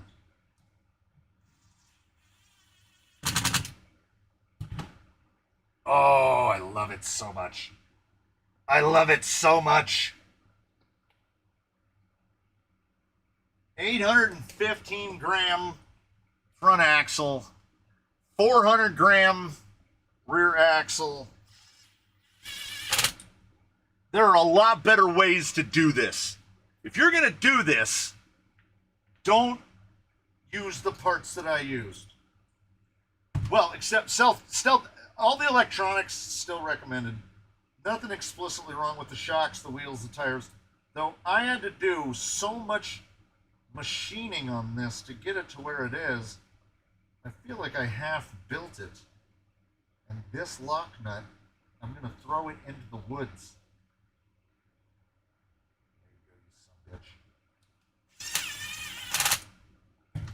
Yeah, no bind on the axles at all. Oh, she's a lanky lady. Love it. It looks great. Is this the way to do it? Like, is this the easy way to do it? Absolutely not.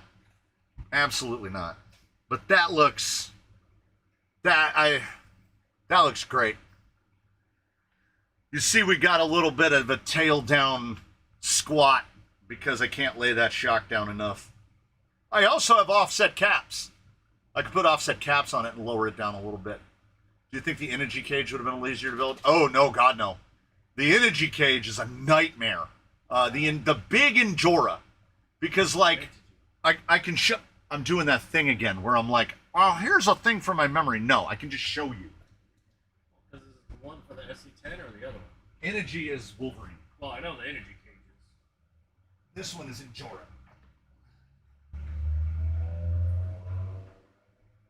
So, if we do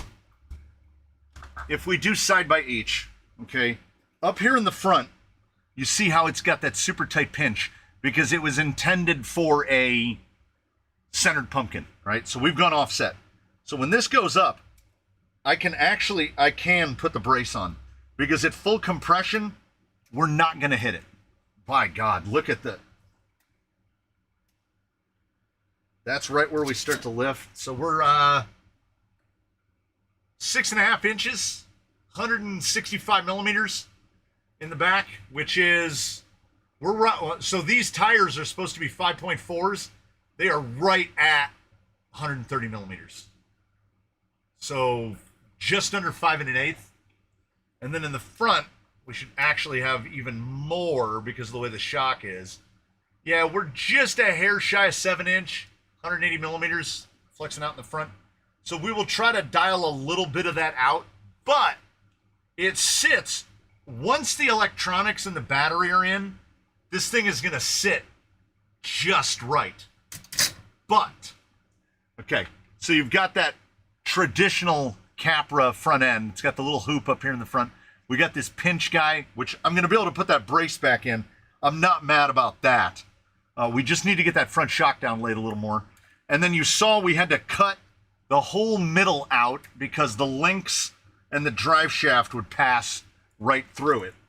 If you compare that to the Endura cage, there's just nothing here. Like, that can just compress up in there and nothing hits. Now, their shock mounting positions are still not great because I had to run shock keys in the front, and the rears are pretty good. But then in the rear, there's just nothing. It's just wide open in the rear. Look how much narrower the shock mount position on the Endura versus the Capra. The Capra's out probably another, I don't know, 10, 12 millimeters. This thing looks great, though. I didn't know I'd be building this many buggies.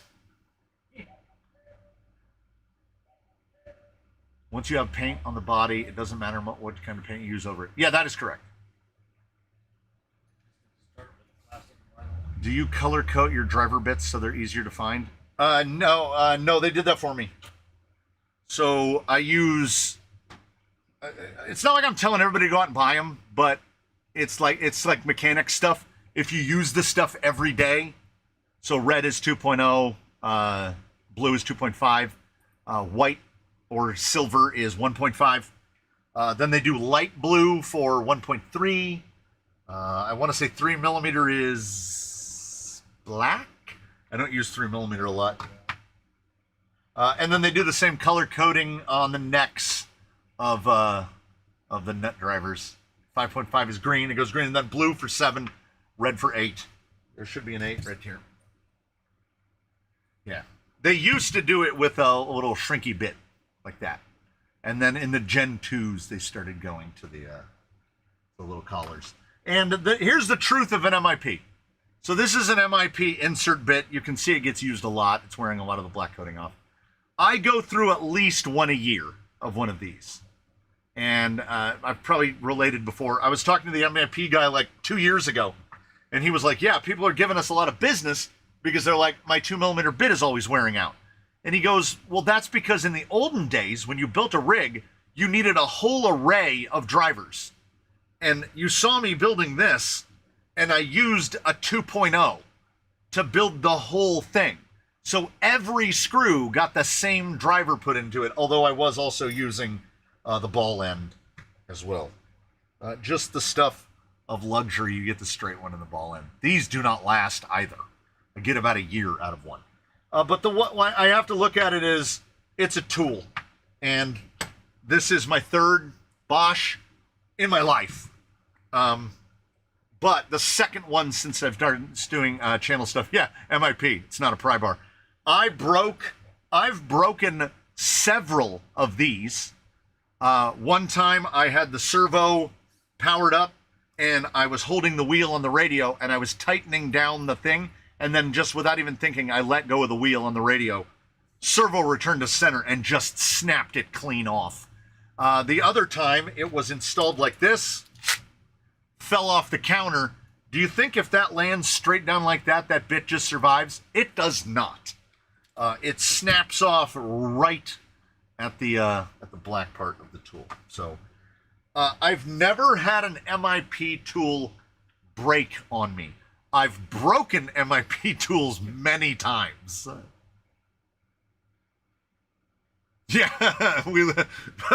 Truitt and I, they had just like a single pegboard in the back of the little easy up tent, and on it is just hanging all the little MIP things, and we were like, good God, that's like $3,000 hanging on that thing. And in the reality of it, it's probably more than that. Because like the pegs, because they're, you know, they're all here. 0.9, in case you need that one. All the nut drivers are here. All the handled tools, standard and metric. And here's another one. More self-defense. In the grand scheme of things, all those MIP tools cost less than that camera. Nice tools make life nice. Nice tools make life nice. Yeah.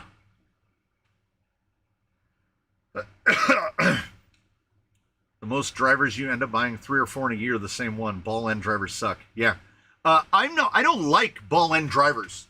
The Bondus ones, Bondus? I know that the Germans don't, so is it Bondhus? Bondhus. They would wear out so fast. But when you have to try to get that rod end down an additional hole, your choices are basically ball end or start taking everything apart and putting it together. Snap-on, I mean, I know Mr. Hurley is an actual mechanic, a bona fide legitimate mechanic, but I own a couple Snap-on. I have a screwdriver, and someone was kind enough to send in me some files. I have some Snap-on files. They are very nice. But I am not a Snap-on tool guy. Snap-on's just nice because they come to the shop. I guess on a level, I am an MIP tool guy. I buy a whole lot of it. I use it all the time, like every day. But with Allen wrenches are something you cannot be stingy about. Like, what is my most used flathead screwdriver? It's this one. And it's been used as a pry bar for half its life. It was probably $2.99 when I initially bought it, and it won't die. So I still have in a drawer here the entire box of Weehaw nut drivers that I'd been using for the better part of 2 decades. And they work just fine, and they're $3 each. What did I not like about them, and why would we spend the money to get these instead? Well, they got bigger handles. And as a person with these, I don't appreciate an industry that when they make a driver smaller, they make the handle smaller. I know it's supposed to be about limiting torque. It doesn't matter. No matter what size handle you make it, I can break it, and I will. So just let me run rampant. I know my limitations. I don't own just one size of broken screw pliers. I have 2 sizes of broken screw pliers. Because I use power tools for everything, and I know I'm not supposed to, and I know I'm going to break stuff. Oh, you? Not surprised that thing's leaking today. Almost 5 minutes. It could have just waited 5 minutes to come on. You're like, nope, I must be heard. Oh, yeah. Jeff at the Temple is 1,000% right. Ball end are not for general use. No. I fit the ball end to get in there, to get Tight space. to that screw on that side. We take Mr. Ball End, we put him in the long extension, and we go through right like that. And that's the only tool for the job. But I'm not using it. If I'm putting all these screws in the cage, I'm not using this. So these should be real close, the same size. Yeah, there's a real dimensional difference on the cage. I guess I never noticed it. That like the front of the Capra is real boxed out, and the front end on the Injora is really tapered. The gentleman from nearby Calamasa was kind enough. The man who goes to the Wildwood. The Wildwood man, who I mistakenly referred to as Rupture Guy, he is Rover Guy. He uses Rovers. Rover Guy was kind enough. He has this exact cage and a buggy very much like this one. And he made these metal panels, and then I adorned them and then threw them on. Let's see. How do I feel? Oh, this feels so much better. Because it hasn't been driven and loosened up. That feels great. And we're going to rock those Ibex until they dry rot and fall apart. Are you using the shock cups I'm in for you? I haven't had to, because all of the shocks that I'm running have cups, have bottom ends. I'm kind of jealous of her shocks. Yeah, look how much better shock angle on a Capra. Look at those front shocks, right? Very nice. And then because I had to go to shock keys in the front, I've got the bow-legged shocks. I can go in a little bit, can I? I might be able to go in. Oh, it's all loose. It's all loose. Yeah. Oh, no.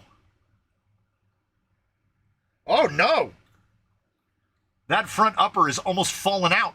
Okay. Yeah, well, I'm not worried about these guys going out on the rocks for another couple weeks, probably. I have Wera and Weha drivers. We use them at work for electronics, and I still have my tool set. Yeah, Weha makes great tools. Small handles, limit torque. Try me. I will. And the energy cage has a pointed nose. Yeah, look at that. And then Blanc. Well, better if we put the hood on it. Look at. Look how square that face is.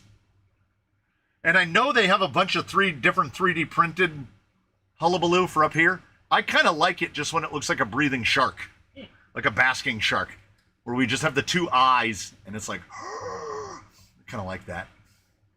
So it's got above and beyond some fine detail work. Printing some Capra bits for you now. So I believe identical servos. I believe these are both the 180 magnetic 60 kgs. I've got a S12 1900 in here. This is the S20 1450. Geologic Infections, Ibex, they're both on Crawler Innovations, the big Novas. These are the 455 Novas, and these are the 6-inch Novas. Because I needed foams for the landmine, so a bunch of foams got jockeyed around. So honestly, this one needs all the finishing stuff, electronics sorted out. I've got to solder up a JST for the direct power servo. I got to figure out where we're going to mount the electronics. I can probably actually get the receiver in there, and then maybe stick a plate on the bottom of this and maybe mount the ESC like right up here. I don't know. I got to cut the drive shafts to fit. I got to cut off the light bar tabs from both because boy do those things get caught on stuff. And then we'll get it going. We'll get it going. We'll get out there and we'll do some buggy stuff. I really do prefer the silver axles. Those silver axles are great. Look at those guys. Stupid mustache bar. Oh yeah, I should have in my last minute, I'm going to write down, okay, clearance, front hubs, no knuckles. We'll put knuckles. Front shocks.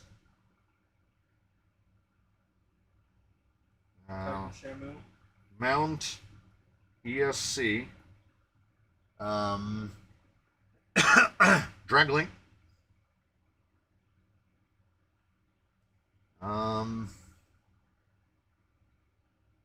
Robert the computer guy, yes I did.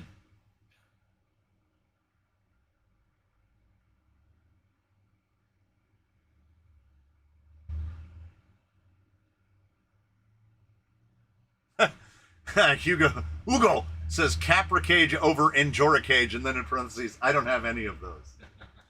I will say, I think this has more look, okay? The genuine Capra, because they do the thing where, like, we've got big tube, and then the little windshield spreader bars are small tube, and I like the little filled-in sections here in the front. I kind of like the look of it, right? But in terms of having to work on it, oh, it's this guy by a lot. And this guy bolts on, we got 5 holes. And he's running the Delrin. Same side bits where I had to do the same thing, but then I also incorporated an electronics tray in there for him. And then I never used dig the whole time. I think I used dig the whole time we were out there once. But we'll get them up and going, and look how good they're going to look together. They're going to look so good together. Yes, pins are definitely for rocks, but we only take these guys out to the rocky stuff. If you've seen those Wheelin' Wednesdays where we go to Wildwood, is what it's called, it is definitely, there's definitely some stuff more oriented towards this.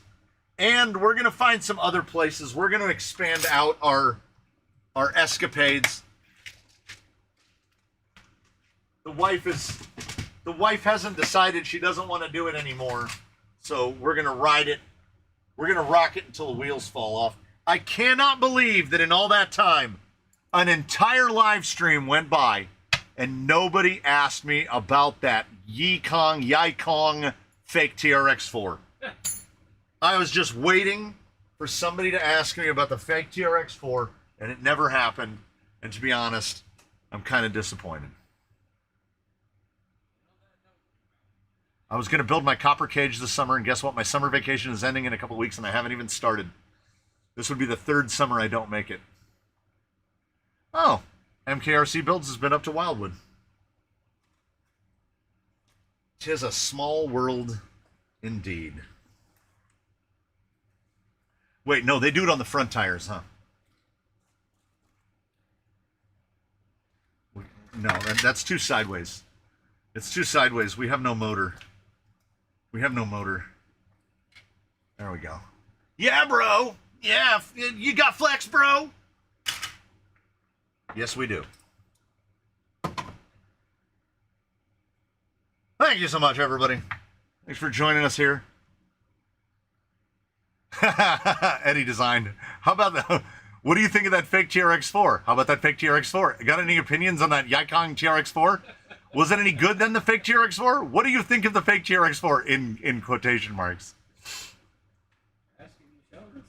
It's too late.